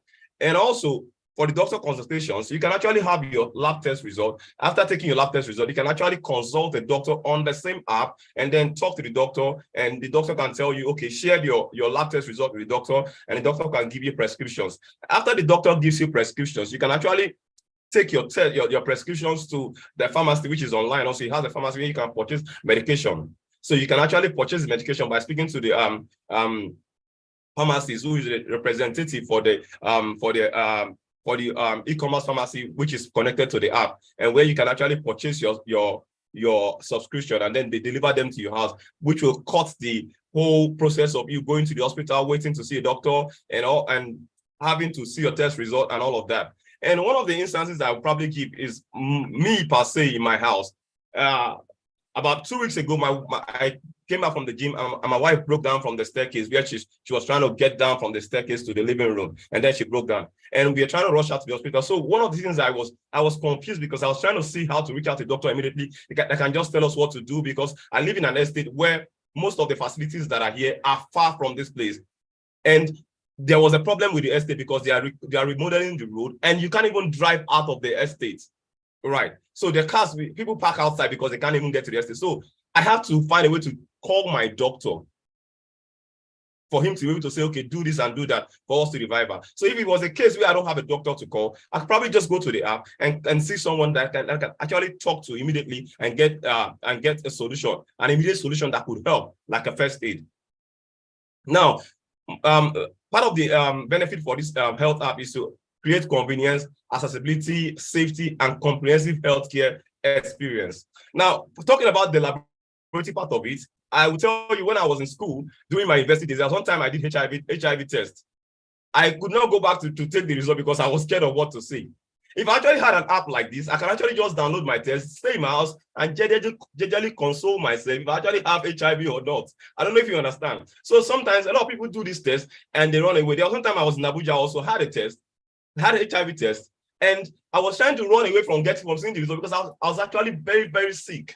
So I thought I had HIV, so I was trying to run away from seeing the test result. And it also was telling me, wait, the result will be out in 10 minutes. Just stay here. But I was trying to give all excuses so that I can run home. All right. So if I had to do all of these things, I can actually just save myself all of these fears and all. So with all of these things, I've actually talked about the product, the problem statements. And I've actually given the product description in all of these my explanations. So I was just trying to give a live product problem statement and how the health app can solve this, so can give a solution to this. And I've also, in the process of talking about this, I've also listed the key offerings, which is accessible access to medical laboratory service, downloadable medical retail result, online doctor consultation, verified prescription medication. One of the key things that are involved in this is the verified prescription medication, which is actually coming from a doctor. Which if I had to talk about the onboarding process of this app, I'll probably just identify some things which are going to be included in the onboarding process. Right. So we are looking at improving accessibility and affordability of healthcare services. A lot of people might not want to go because they see the huge charges when you stay in the hospital bed for a longer time and all of this, and they give you charges. There one time I broke down and I had to go to the hospital, and coming back from there, I spent just 3 hours in the hospital. And then when I looked at the bill, it was 25,000. Why? Where is this coming from? I just had to just say doctor and come just because it wasn't my hospital. You understand? So this will actually help to solve all these problems. Now we talk about target markets. So we are looking at patients with chronic illness that wouldn't be able to go to the hospital immediately. Health conscious individuals. Some people are even scared to go to hospitals because they are scared of even attracting the disease that were not there in the first place. I go to a hospital and I'm sitting there among people that I don't know the reasons why they are even in the hospital in the first place. Somebody might even have tuberculosis and be coughing inside the hospital reception, and anybody can even get caught up with all of these diseases. And we have elderly people with disabilities. It will help solve the solution of dragging your elderly parents from here and there. And we have busy individuals who, in one way or the other, don't even have time to go to the hospital to say, I want to do a checkup, I want to do this, I want to do that. It'll be easier for them to say, okay, if I have an opportunity to even do all of these things online, I can just do them without going to the hospital and doing all of these things. One of these thing is when we had we used to have this annual health care checkup in my office back then, and we have these guys. So and before there was time that we had to go to the hospital to do all of these things, and a lot of staff don't even get to go there because they get queried for, and they say, I don't have time, I have this to do, I have just Saturday and Sundays to myself, and all of these things. It's a problem, and their reasons were actually justified, right? But now the company decided to say, okay, let's bring these guys to ourselves and let them come and do all they will have to do here. All you have to do is go home, bring your samples, and bring them here. So this is where we sort the path for the busy individuals. So I just thought in all of these things, I just talked about how the app will actually solve the problem, eliminating the need for time consumptions and all of the frustrating phone calls and scheduling processes. I just talked about all of this in the process. So we will actually have to streamline even the process of accessing medical laboratory service and consulting with doctors, purchasing medications online. And it will actually improve the healthcare experience for users in Nigeria. And to be honest, not just Nigerians, but even outside Nigeria, outside Africa. Now we talked about the key benefit for potential users: increased safety, better management of chronic illness, affordable healthcare options, peace of mind, increased convenience. One of the key things about this app is it increased convenience. It gives quick and easy access to medical test results. I don't have to wait a longer time. People die waiting for help for test results. People die waiting for all of these things. So we can actually solve all of these problems with this app. Remote consultations with doctors. There are places where they are far from these hospitals, very far from hospitals. They have to drive thousands of miles to get to this hospital. So with all of this app, we can actually solve all this problem. Improve accessibility to healthcare service, which I just talked about earlier. And we looked at our competitor analysis. We looked at Helium Health, which is we looked at LifeBank. We looked at MyJawa Healthcare, Redcare HMO. Redcare HMO is on the top because they actually have most of these things. But one of their weakness, we are using, so now I'm focusing on Redcare HMO. They have, when you are a HMO, when you're an HMO, you have hospitals involved with you. You understand? You know how you have these labs, you have all of these Medicare healthcare systems involved with you, and you can actually establish a product like this with little or no challenge. But one of the things that one of the problem is they may not offer comprehensive healthcare experience for patients as this Medicare MediConnect app is going to do. Now they have, and they also, one of the things that they're not included in most of their apps is limited focus on medical laboratory services, which is what Avon HMO is trying to do something like that. But they have, like I said, they have some functions that we have some. They have some functions that are not, or rather, we have some functions that they don't have in their app presently, and probably they're working on something. But I know that right now they don't have it currently. So one of the main strengths is that they have established presence in Nigeria. Everybody know Redcare HMO. Everybody know all of these things, and they have electronic health record because they have all these facilities on ground, and they have healthcare partnerships and hospitals, clinic across Nigeria, like I explained earlier. So most of them, how are they taking advantage of this? How are they gain this ground? Because they have BTL marketing, BTL and ATL marketing strategy. They've done above the line and below the line strategy. They've used probably all the forms of marketing to actually achieve their aim. And they've created a friendly and affordable electronic medical record system, EMR system for healthcare providers. And people are actually adopting this particular system right now. They've also partnered with, like I said earlier, partnered with hospitals and clinics across Nigeria to reach their to reach and establish relationships with investors and funding, to receive fundings and investment. With all of these things, they have all these guys on ground, so it's easier for me to convince someone to do this, right? Now, this is MediConnect business models. We have the key partners, which are the medical laboratories, medical doctors, e-commerce pharmacies, investors, transport providers. When in the case of where you can actually book for ambulance, right? Where you can actually fix an ambulance. If I had the opportunity to fix an ambulance on that day, I would have just done that, and then they come pick my wife up somehow. And then we have key activities to develop and maintain the application, providing online consultations with licensed doctors, facilitating med lab tests, partnering with med labs, ensuring secure transactions, and verifying prescriptions. A value proposition, like I keep saying, it gives a comprehensive and convenient healthcare experience to users in Nigeria. And also the app aims to address the growing need for accessible and convenient healthcare service, especially in the light of the pandemic going on. Customer relationship, we have the self-service app, automated service, personal assistance, and community. And then we have the channels we're going to use for this. We have social media, Google ads, email ads, display ads, and we're going to go forward to further to use BTL marketing, which is below the line marketing. Customer segments. We have the patients who need to go medical laboratory tests, patients who need to consult with doctors, patients who need to purchase medications, medical laboratories and doctors. Cost structure, which is the cloud infrastructure, digital marketing costs, and developers and engineers. Revenue streams, revenue streams. I had a lot of these guys ask questions on revenue streams. So this is going to be based on commission for all of these things. Based on commissions, there'll probably be commission for you too. There'll probably be for every transaction made on this app. With the MediConnect is going to take a token commission from all of this, probably maybe 3 to 5% for go to live market. And as the app gets to maturity stage, we can now increase to 10%.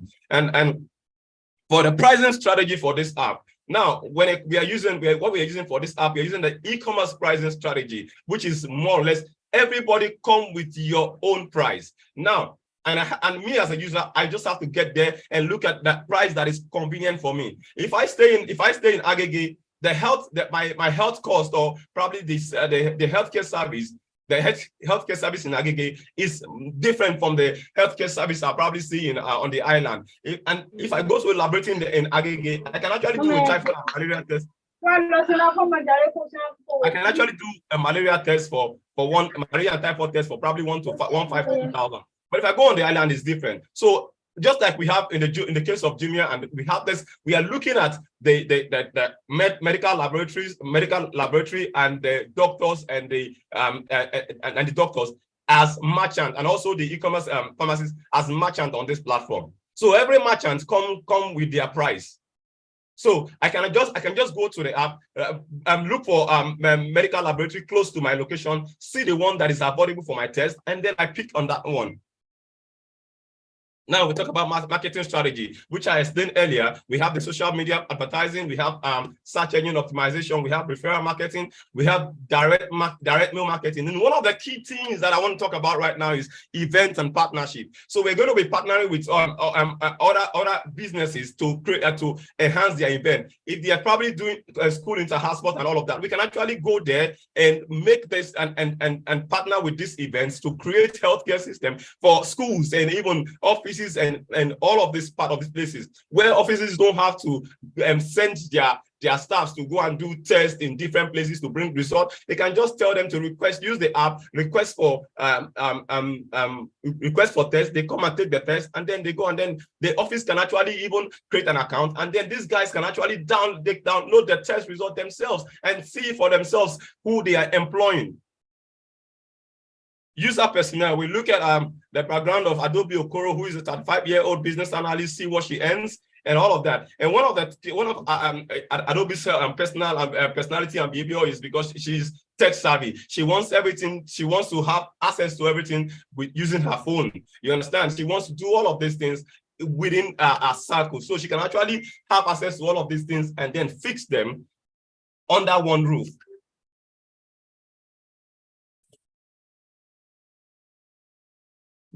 So, and we have that our challenges is limited time due to work schedules and all of that. And this app can actually help Adobe in different ways. It can help her download her test result, help her connect to laboratories, help her talk to a doctor and all of that, purchase medications on the go. Now we talk about I had to further extend the user personnel. We talk about busy professionals, elderly patients, patients with chronic disease, and parents with young children who probably in a way or the other, my 2-year-old child or 3-year-old child is in the crèche, and I have a 5-year-old who is in nursery 1, and I have a child who's in secondary school. They all have different time of closing. So how do I fit in? So I have to just call someone at every time to come to their place, to the house, and take their test samples and go and create the test result. So I don't have to carry them. I carry this one today, next day. It's going to be challenging for me. Now we look at the user acquisition strategy. We have 4 users on this platform. We have the patients, we have the doctors, we have the laboratory, and we have the pharmacies. How do we get all of these guys? We can get the patients through market. We can get the patients through marketing, and giving them the opportunity to see how the system works and how it's easier for them to purchase and prescriptions and talk to a doctor and book appointment for laboratory tests and all of that. And we can look at, for the doctors, we can show them the opportunity for them to meet up with patients. And as in, it's a win-win process. You can still, while you're still working where you're working, you can still earn a living on the side, right?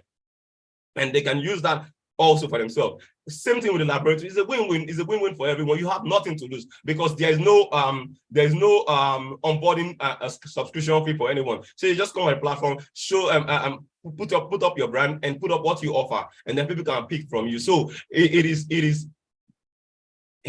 an opportunity for you to even get people to know your brand, even as medical laboratory service brand. And it will help you. You can actually get an opportunity to even connect with more patients and earn more. Same thing with the e-commerce pharmacies that we're going to be plugging into this app. They can actually sell and improve their sales. So it's a win-win. I don't have anything to lose. All I want to see is I'm gaining something extra from somewhere. So overall, the acquisition strategy will highlight the convenience and accessibility of the app feature, and for all customer segments, driving adoption and usage among a wide range of users. Now, getting back to scalability and market fit, this is the point where we determine if this is the right app, if this thing is going to work, if it's going to sell, if it's not going to be useful in the first place.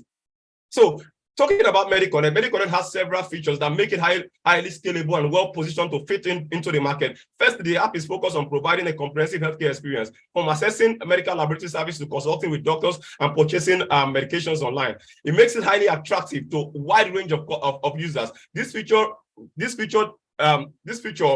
approach means that the app is well positioned to appeal to its users who are looking for a complete solution to their healthcare needs.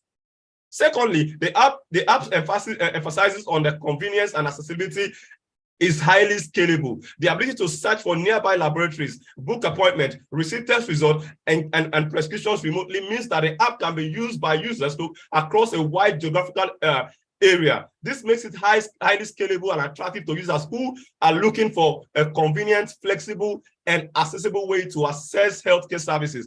Finally, the app's partnership with medical laboratories and e-commerce pharmacies provide a scalable business model. By partnering with existing providers, this app can tap into existing infrastructure and resources, minimizing the need for costly investment in new facilities or equipment. These scalable business models means that the app can quickly expand its user base and drive revenue growth without incurring significant costs.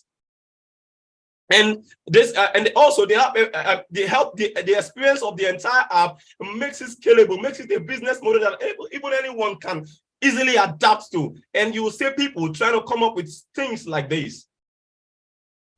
What is the application interface? What does it look like? What would this app look like? We have, I just give you a flash screen first, which is showing the MediConnect. You can see how, you can actually see from the logo, how you see the patient are the red ones, the laboratories are the yellow ones, and the blue ones are the doctors. From the healthcare, which is showing that you have red problem in your health and showing that there is a solution coming, which is getting ready to get the solution, and the blue, which shows that, oh yes, I am there, and which signifies health.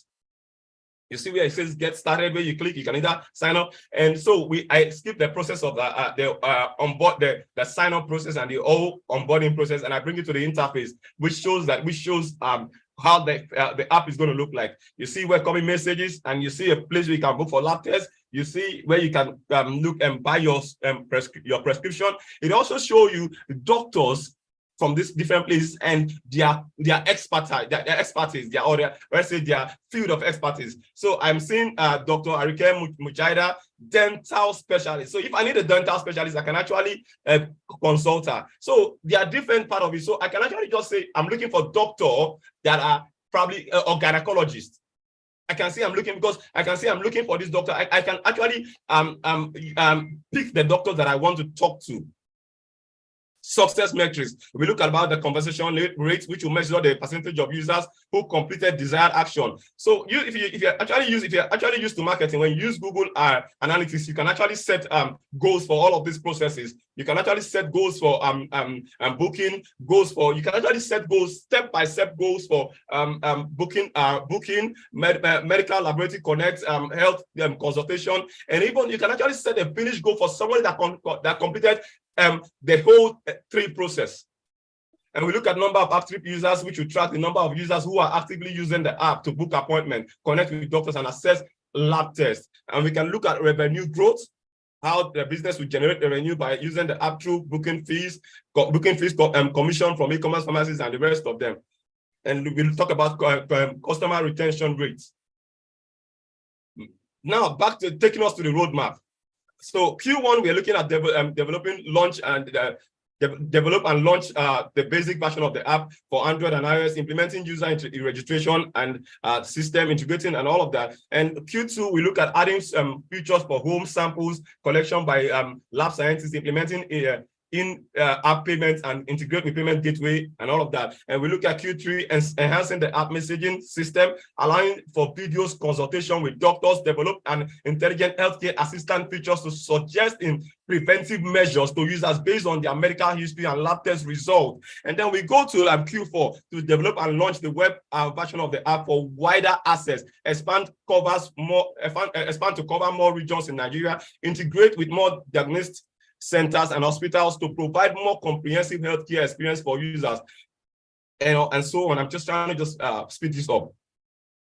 And then we get to a point where we say the MVP, which is the minimum viable product, which is going to go live, which is going to take the product into the market. First, we look, one of the features that this MVP will have is search for medical laboratories, appointment booking, lab scientist request, result download, doctor consultation, e-commerce pharmacy integration, and payment gateway integration. Hi, Lawrence.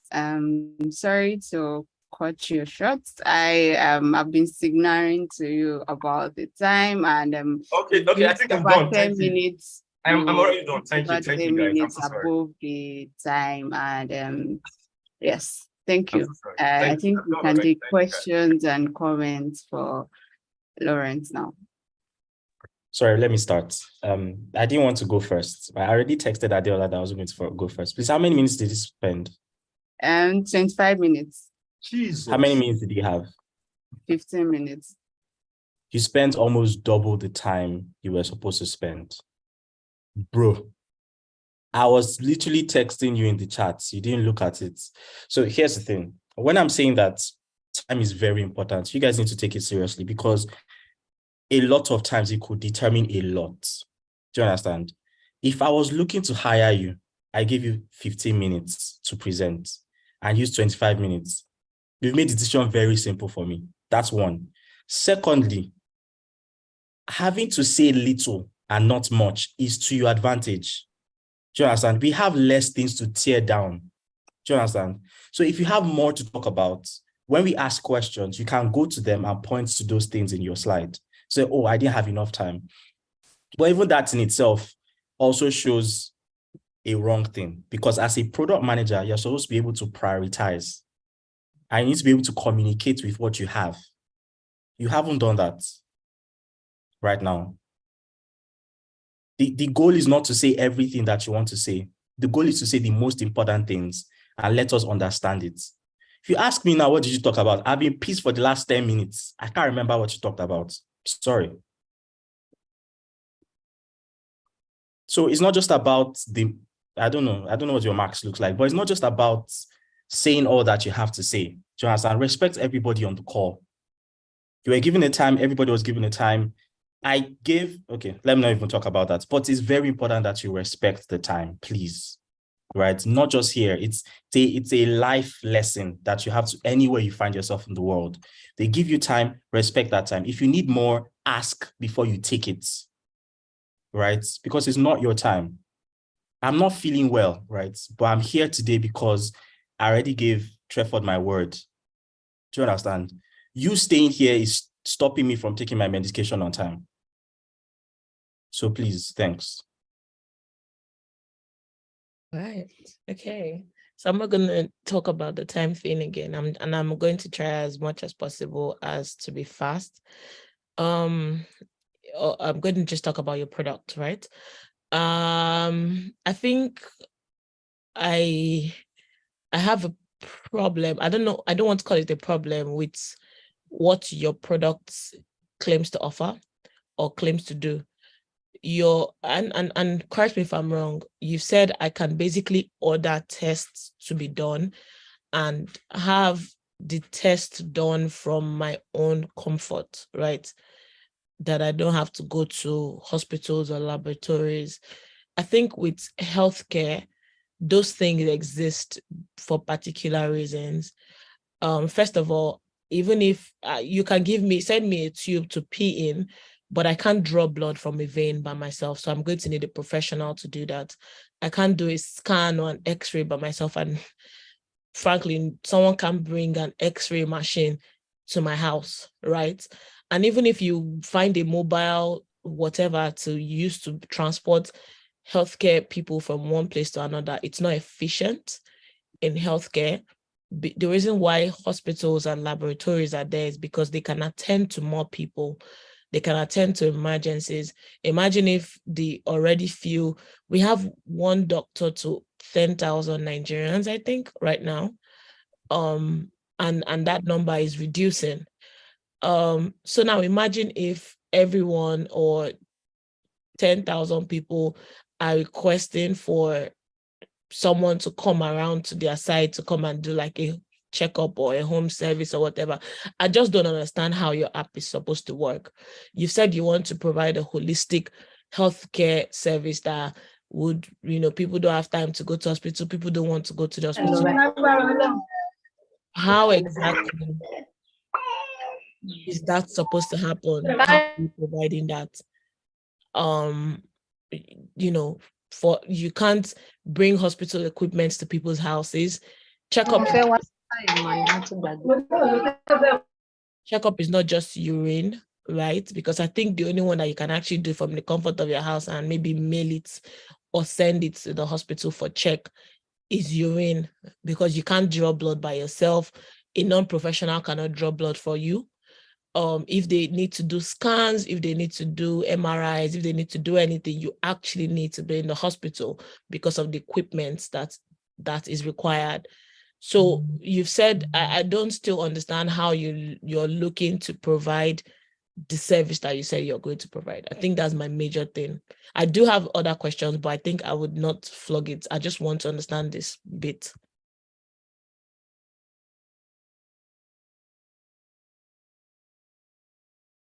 Is there someone from the group that wants to respond? So I'm first thing I'm going to say, I'm really pretty sorry for the time consuming, right.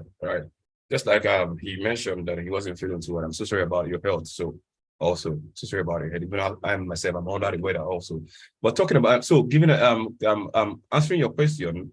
Yeah, one of the things that I know about this app is that, like I mentioned earlier, because a lot of things that I said, I was trying to rush most of these things. So one of the things that I said is talking about taking samples.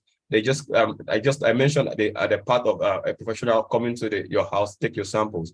And when you talk about X-ray, there's a device for X-ray that they can actually bring to your home to do a sample. I had that when we were when I was working in where I was working. When they do annual tests, they bring these equipments to the office to take to do the test, right? And then they send the test result.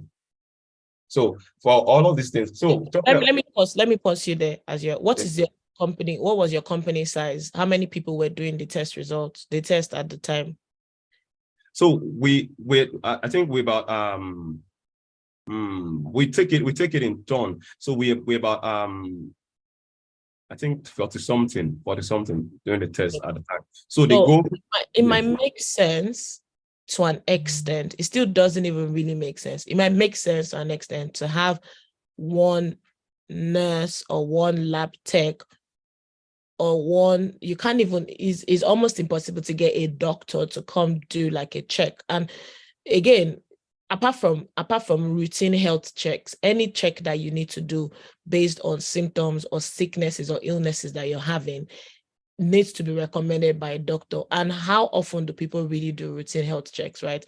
So if you're doing a company annual routine health check, it might make sense because to bring someone to a particular location, because you're bringing one person to attend to multiple people, but your application is going to be serving one person. It doesn't make sense to me that, because before the lab tech even leaves the hospital, goes to one location, goes to another, the time spent on the roads, the time spent would have been used to, or going to people that would have been used to attend to other people who may even have far more critical cases. Now, that is even just scenario one, because that can only happen if you're doing routine health checks.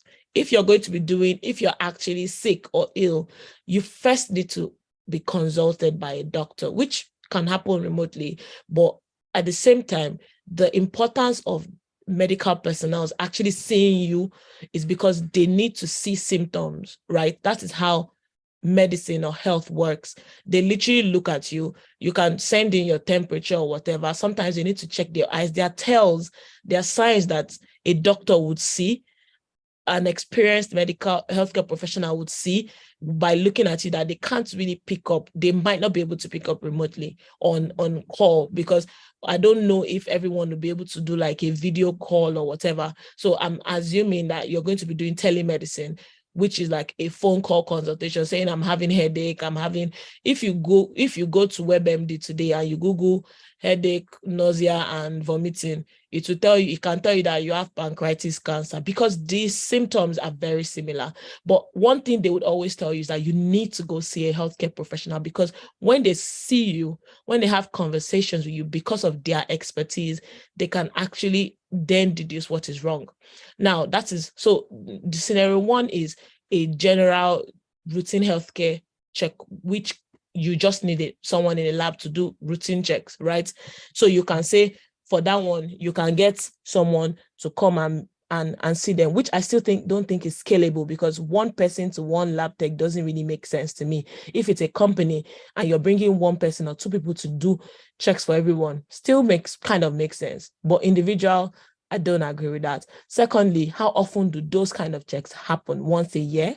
That's if you're even lucky. Many Nigerians, many people don't do that. It's not very good, but it just is what it is. Now, for the ones that actually need to happen when someone falls sick, can't happen remotely. So again, I'm trying to understand, what exactly it is that you're selling in that,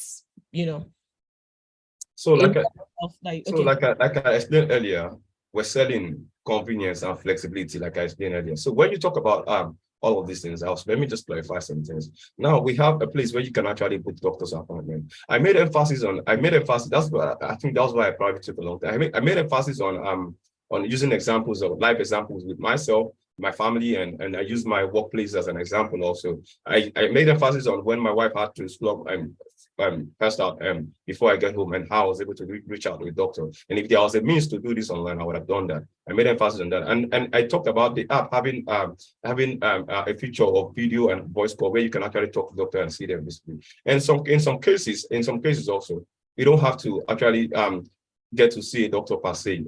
You can actually tell that whoever it is that this is what you are going through, and they can, just like I explained to the doctor, like, okay, I'll see what my wife is actually going to see the problem, and he said, okay, this is the problem, this is the case, buy this and buy that and buy all of this, and then tomorrow morning do this series of tests, and that's what we did.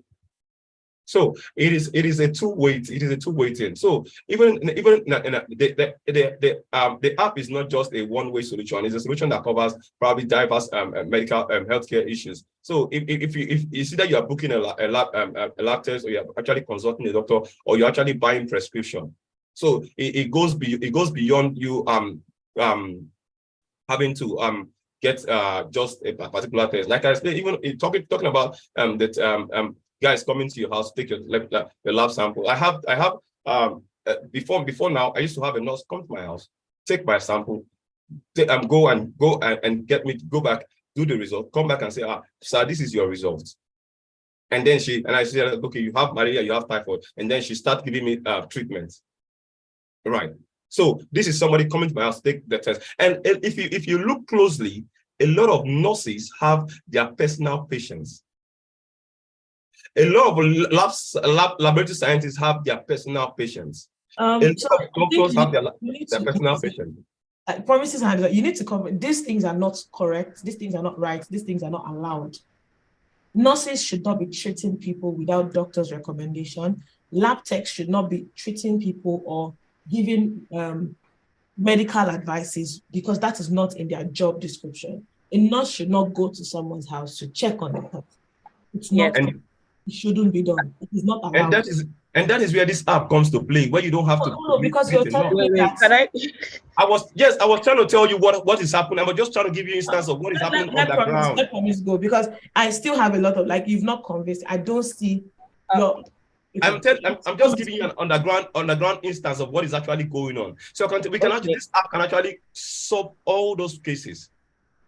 Okay, sorry, I just needed to interject, and I was going to actually wait, but when I heard that nurses, I don't know why I have so much experience with everything that's been said today.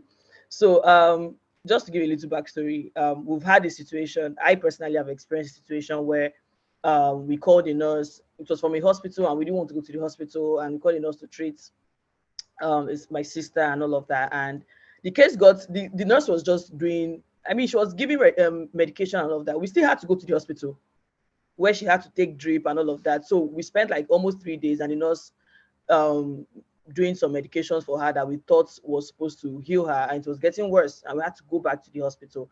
So I was just going to point out that medicine is not black and white, first of all, and an app.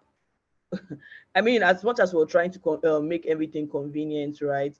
It's not black and white, right? As how Omotayo is saying, right? There's almost always the need to go to the hospital. Almost always the need, because even if you're, how you even vetting these people that are coming here?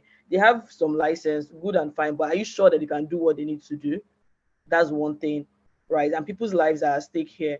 That's another thing. Then I'm seeing the COVID-19 pandemic. I mean, maybe it's happening in another country, but if Nigeria is your first target market, there's no really COVID-19 going on as much as we know. That's one.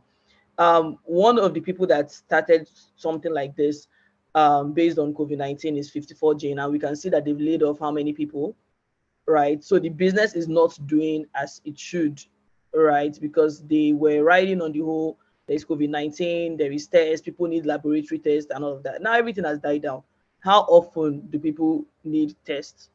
I, for one, have not done any testing, God knows when. So how often do people do these tests? How do you want to get your customers, your customer acquisition?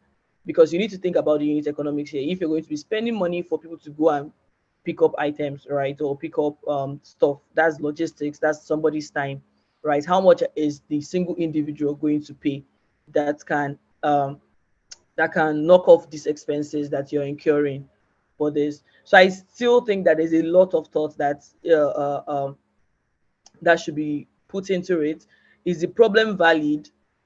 I'm not 100% sure, right, how valid it is, especially in Nigeria. Nigeria is a place where, again, people can take the piss. You can send somebody and they can just be doing anything they like, right? So most times people just prefer to just go to the hospital and check myself, JJ, and be good, as opposed to sending people that would, maybe they are meant to take your blood and they are spilling your blood everywhere. They are not injecting the right vein and they're injecting you like how many times to collect blood, right? So the problem is, I don't think the problem is like really there, right? Especially for the Nigerian market. That's one aspect. Then the second aspect is, even if the problem is there, there's still a lot of thought to be put into here to make it work. Because I still don't understand how you get your customers. I still don't understand how you would make money out of it. Making money is very important as well. So for what we have, from what the product is even saying, I don't see how we can make money out of this product, except you want to just run an NGO. But then it now means, again, the question is, how do you want to also get your users, right? This is an individual app, right? So that problem is also there. If there was like a partnership with HMOs and with companies or with institutions that already exist, maybe you can ride on them. That's good. But getting your own customers, I feel like that's going to be a long shot as well. And then the people that are coming to get the lab test and all of those, how are you vetting that they are going to do the right thing once they get to somebody's house? So I mean, it's not like a direct question, it's just my thoughts, and for you to like really think about what is going on. But there's so many questions that I don't even know where to start from, to be honest. All right. Okay. Thank you, Promise. I get your question, and I like your contribution to say. But take note that the idea for this app is not to take out. It's not to take out the hospitals. No, the idea is not to take out the hospitals. They are critical illness that involves being in the hospital. But what I keep emphasizing on using this app is about convenience and flexibility. There are sometimes you need an immediate need to talk to someone, and sometimes you need an immediate need, and sometimes you have problems. Or probably they're afraid of going to the hospital to do some particular things. And then sometimes you don't want to go to a laboratory place to get your test result, probably because you don't have that time or something. So this app gives you that particular opportunity to do all of that. There's times that I have to do a test, and because of where I do the test, I probably might not want to go back there because of probably the distance, or because I don't have that time. And I can just decide to just download my test result on my phone. So this app is not really taking out the whole hospital thing, no. And talking about a partnership, I made emphasis on the partnership when I talked about customer user acquisition. I talked about partnership. I even talked about event partnership also. So So those are part of the things that I actually emphasized on when I was making my presentation. So the idea is not to completely take the hospitals out of business. No, it's to create convenience for those. That is why I made emphasis on the target audience and the target market. For those who find it difficult to get to the hospital, who are busy, and elderly people who need people to come and take care of them in their house. Okay, So, okay, thank you for clarifying that. Thank you for clarifying that. So I just have another let's say observation or contribution that is of the product in itself. The presentation, it was bulky, like the words were too much. So I can't even like read through what is being written. There is so many words. So just to point that out, that probably next time you may want to just put the actual points that we want to see, then build on that as you go on, as opposed to having all the words in there. So just a lot. Thank you.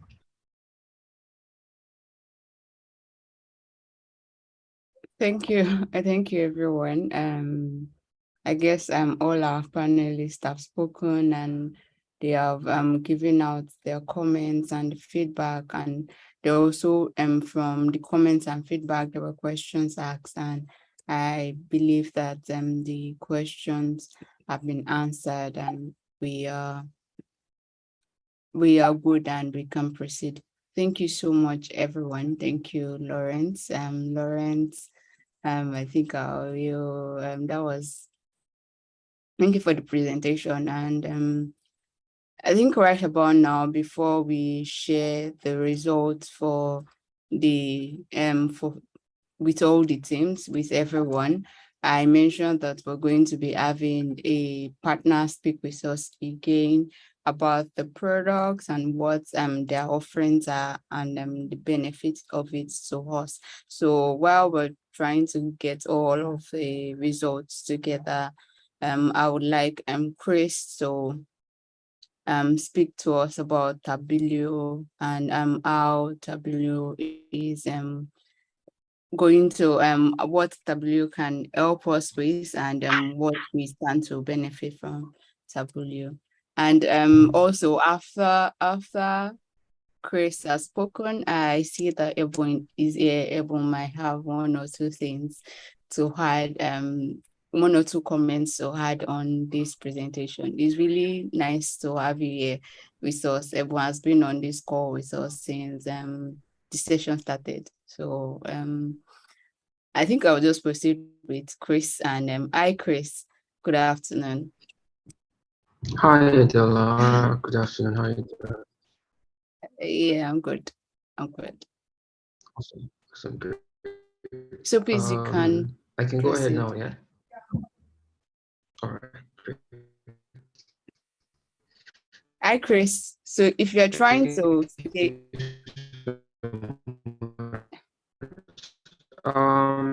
Hey, everyone. Trust everyone's doing... Yeah. Hello? Yes, we Hi, are. Adela, can you hear me? Yes, Chris. Awesome. Great. Sorry, you were saying something? No, I just said that. I wanted to say that I could not hear you at the point, but I think I can hear you now. There was a lag in the network. Awesome. Okay, great. Yeah, hi everyone. My name is Chris, co-founder at Tableau.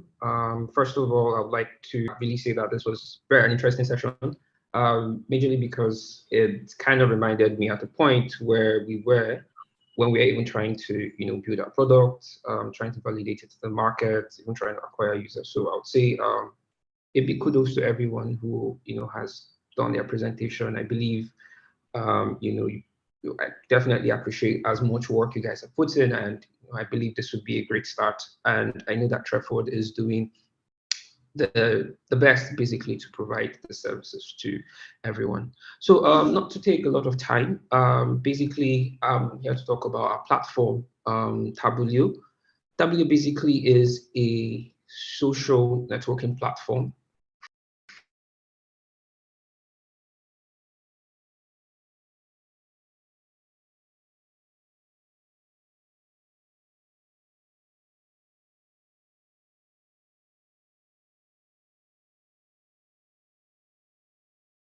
Hi, Chris. Are you still speaking?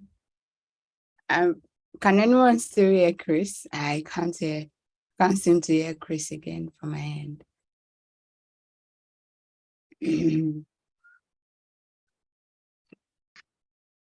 Hi, can you hear me? Your mic, yes, now your mic was muted for a minute.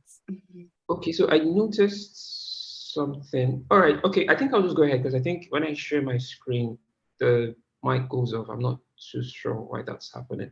All right, so basically, Tableau, like I was saying, is a social networking platform for professionals, technical talents especially.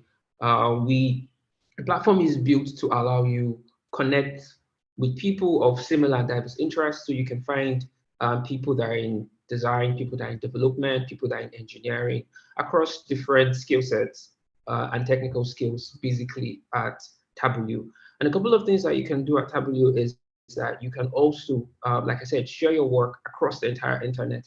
Initially, when we started out, we were focusing on people with more technical expertise, people that were in design, people that were in engineering, or people that had some kind of creative skill. But so far, the product has actually evolved to even covering people who are in product management. And one thing that you've noticed is that usually when you hire or when you're trying to apply for a job role, one of the biggest interests for any company would be to find out what kind of technical skill or what kind of skill you can have and your ability to solve different kinds of problems. And most times, having this visually can be a problem, especially for people in product management. I actually happen to lead product management at a company, and usually it is very difficult to explain in clear details how much impact you've had within a company or even outside a company in terms of revenue or maybe within the product. So one of the things that we've actually done at Tableau, especially to solve this problem, is to provide as much exposure technically for individuals, especially people who are also in product marketing. And how do we do this? A couple of things that we do on the platform that allows you to do this is first to allow you to share your work, projects you've worked on across the entire internet. So whether you're a technical PM, you are a non-technical PM, you can easily import the works you've done across the internet. I'm talking about live projects, I'm talking about maybe GitHub repos, and also case studies, which happens to be pretty much the best way you can explain how much impact you've had in or without a particular company. So on Tableau, you can create case studies, write your entire case studies on there. I know a lot of people also have this, or maybe on other platforms. What Tableau can actually help you do is aggregate all your work across all these platforms into one place, especially for people who don't have the technical time or don't have the time or technical skill sets to build out an entire portfolio. Tableau allows you to aggregate your work across the entire internet. So you can bring in your work from Notion, you can bring in your work from maybe a web link, and aggregate everything directly into one place. Another thing that we also have at Tableau are communities. Basically, communities allow you have a network of people that you can have end-to-end discussions with, people with similar interests or pretty diverse interests outside what you're doing or even within what you're doing. So in that kind of situation, you can ask questions, you can get in tune or engage with people that have the same skills that are yours. Also, we also allow you to build your own communities. We have two types of communities. You have the free communities and you have paid communities. So in case you're looking to build a community where you can monetize your value or your skill set, you can always create a paid community on Tableau, which is easy. Another feature which we also have, which we've started to notice is helping a lot of people, is collabs. Collabs allow you create projects and find people who are interested in working on those kind of projects with you. So in a situation like what you're doing right now, I believe everyone had the opportunity to either work with one team or another team. Basically, you have ideas, you have stuff you want to work, it could be personally challenging to you to wanting to build, or something that you might want to experience or experiment in trying to maybe scale your career, probably do something more complex. Tableau allows you to find and connect with the right people with that particular skill set that you're actually looking out for. All in all, we believe that Tableau is going to be, or is at the moment, primarily in one place, or I would say, an all-encompassing place that is providing the right resources to help your career scale from 0 to 100. And part of what we are doing to also achieve that is also partner with people like Trefford to allow you access and get the right skills, the right trajectory towards scaling your career. And the way we're actually doing this or helping, definitely with our partnership with Trefford, and how it's going to impact you is after you're done with your training, certificates are actually issued out to every individual. And one of the things that we have when companies come to hire directly from our platform, because we have a B2B end where companies can easily, find you without the whole, I would say, the whole normal traditional process for recruiting, which could take between 3 weeks to about 3 months, basically. What we've done is bridge that gap. So recruiters, hiring agency, consultants can directly connect with you, set up a meeting, track the entire recruiting process directly on our B2B end. So how that helps you is, one thing that we've noticed with employers is that they're looking for people who not only have the right skill sets, but technically or in a technical skill set, but they've actually passed through some level of other skills, which could include your ability to communicate, your ability to think, your ability to solve different problems, and other cultural fits that they're looking out for, which we believe Trefford is actually solving. So once you're done and you sign up on Tableau, you can easily upload your certificate directly on Tableau. And what that allows you to do is have more recommendation, basically, because companies are looking for people within a particular skill set, people who have probably gone through some level of training, especially for people who are entry level or trying to scale their career at a particular level.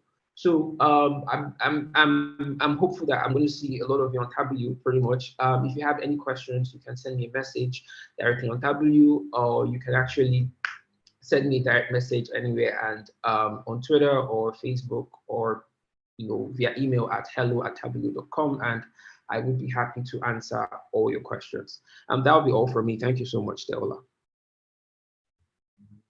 Thank you so much, Chris. Thank you for the timely presentation.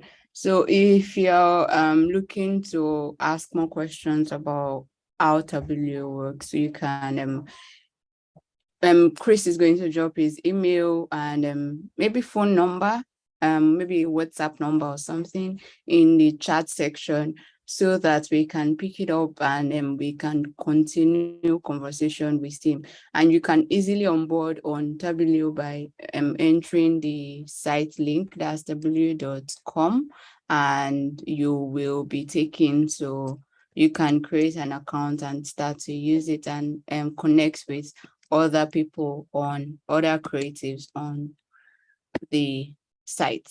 So that's the link. And thank you so much. So if you have any further questions for Chris, please make sure to reach out to him and stay on the call.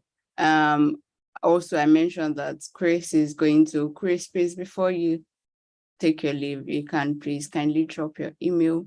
So for people that have further questions to ask about how Tableau works and how they can make perfect use of the site.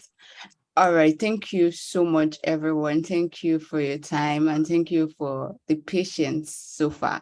It's been a ride with all of us here. Thank you so much to our panelists. Thank you, Promise. Thank you, Ini.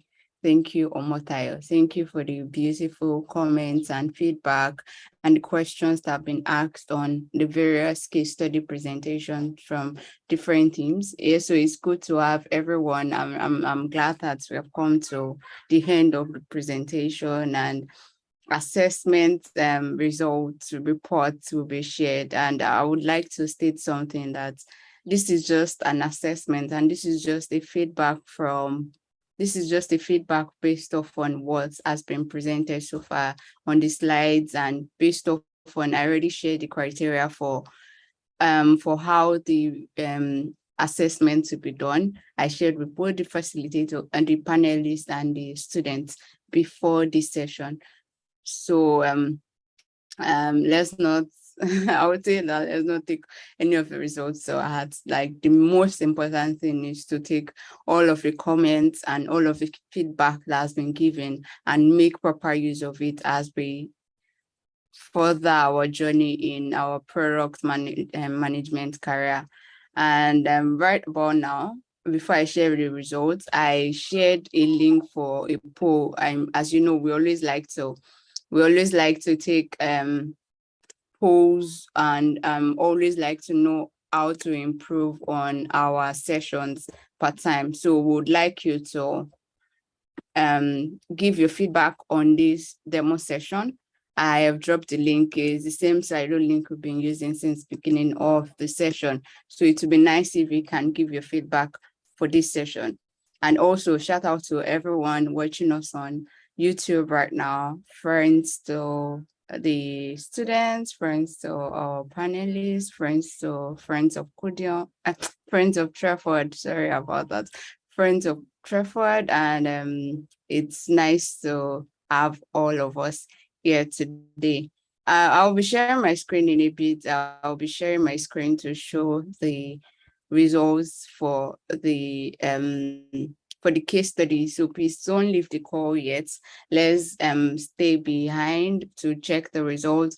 And also our panelists will have I guess we have one or two things to round up this session with. And after our panelists are done, after the results are shared, please let's not be in a hurry to leave the call. I have one or two information to share with us for the session tomorrow. So this is the time to see the results. And also you can, I know that the time is fast spent, and you can maybe if you have one or two questions for our panelists, you can ask your question while after I share the results for the poll, or as I share the results for, not for the poll, for the case study presentation. So let's get ready. I'll be sharing my screen very soon. In a bit, I wanted Oyin to talk. I wanted everyone to speak to us, but it looks like everyone doesn't want to speak. So we will proceed. But it's really nice having you here with us, everyone. It's such a pleasure. Thank you so much. Okay, I think the results are up, and we can see the results. Please let me know if we can see the results. Okay, based on this rating, I believe everyone can see my screen, right? I'm not just, please, you can just raise your hand or do thumbs up or anything if you can see my screen, so that I am aware that you can see my screen. Or you can hear me.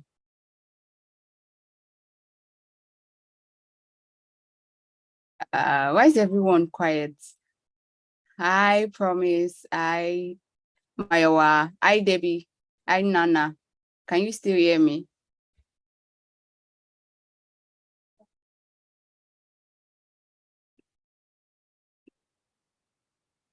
Okay, I think I'm just going to stop. I'll stop sharing my screen. Oh, you can't unmute. Oh, I actually, sorry, we had some disturbance, and so I had to mute. Okay, now you can unmute. Please talk to me. Can you hear me, and can you see the results? Yes, we can hear you. We can no longer see it though. Yeah, I stopped sharing because I wasn't hearing from anybody.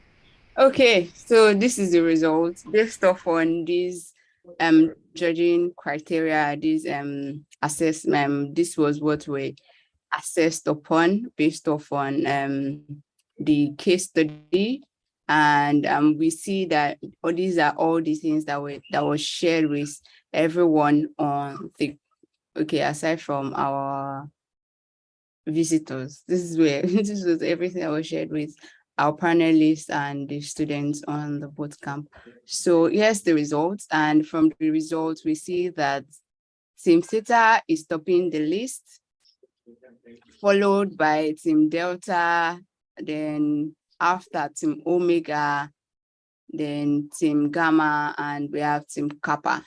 Well done to everyone. Well done to all the teammates that contributed on this case study. It's not an easy thing to do, and it's just like the starting point. This is like you're just starting actually to work on a lot of. This is just the starting point to work on a lot of projects. I know that some people are already in the product management career, they're already in this space, and they're just upskilling, trying to like know the necessary things you're supposed to know. So some people are already in this role, trying to figure out, okay, let me take more knowledge to know exactly what I am supposed to be doing as a product manager.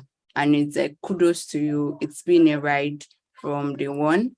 And this is, I would say technically, this is like the 6th week of the boot camp, but we've had some breaks in between of this boot camp, and we had like a longer weeks than the usual because of the election breaks.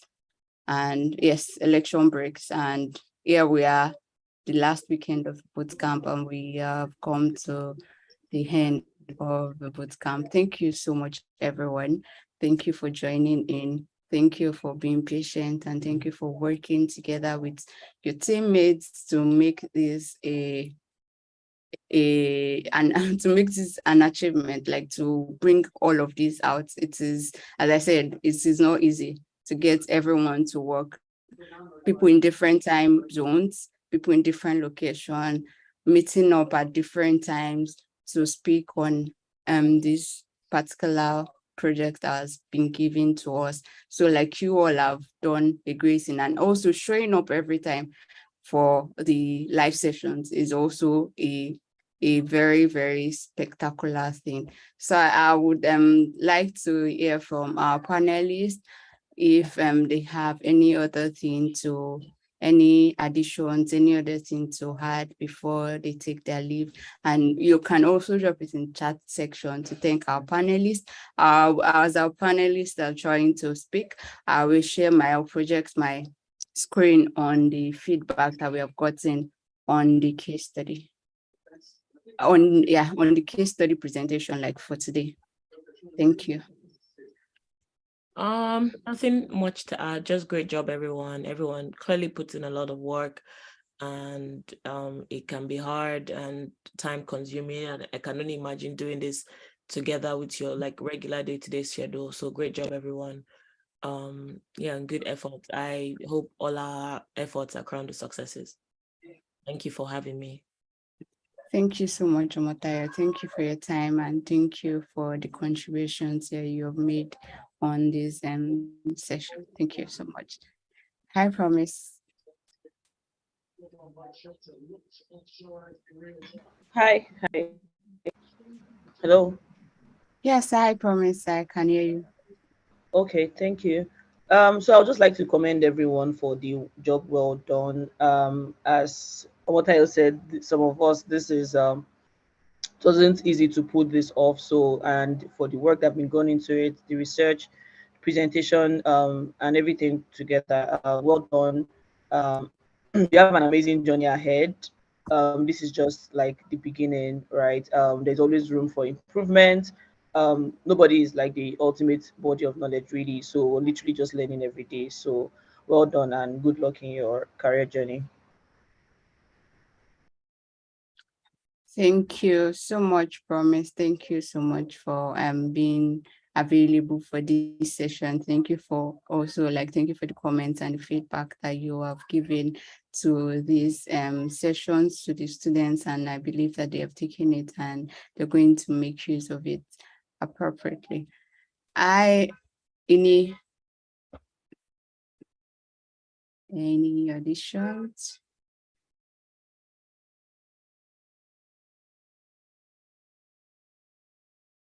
Okay, so while we're waiting for Ini to unmute his mic, if Ini is still with us, I will share my screen on. Hi, Ini. Yes, please, you can go ahead.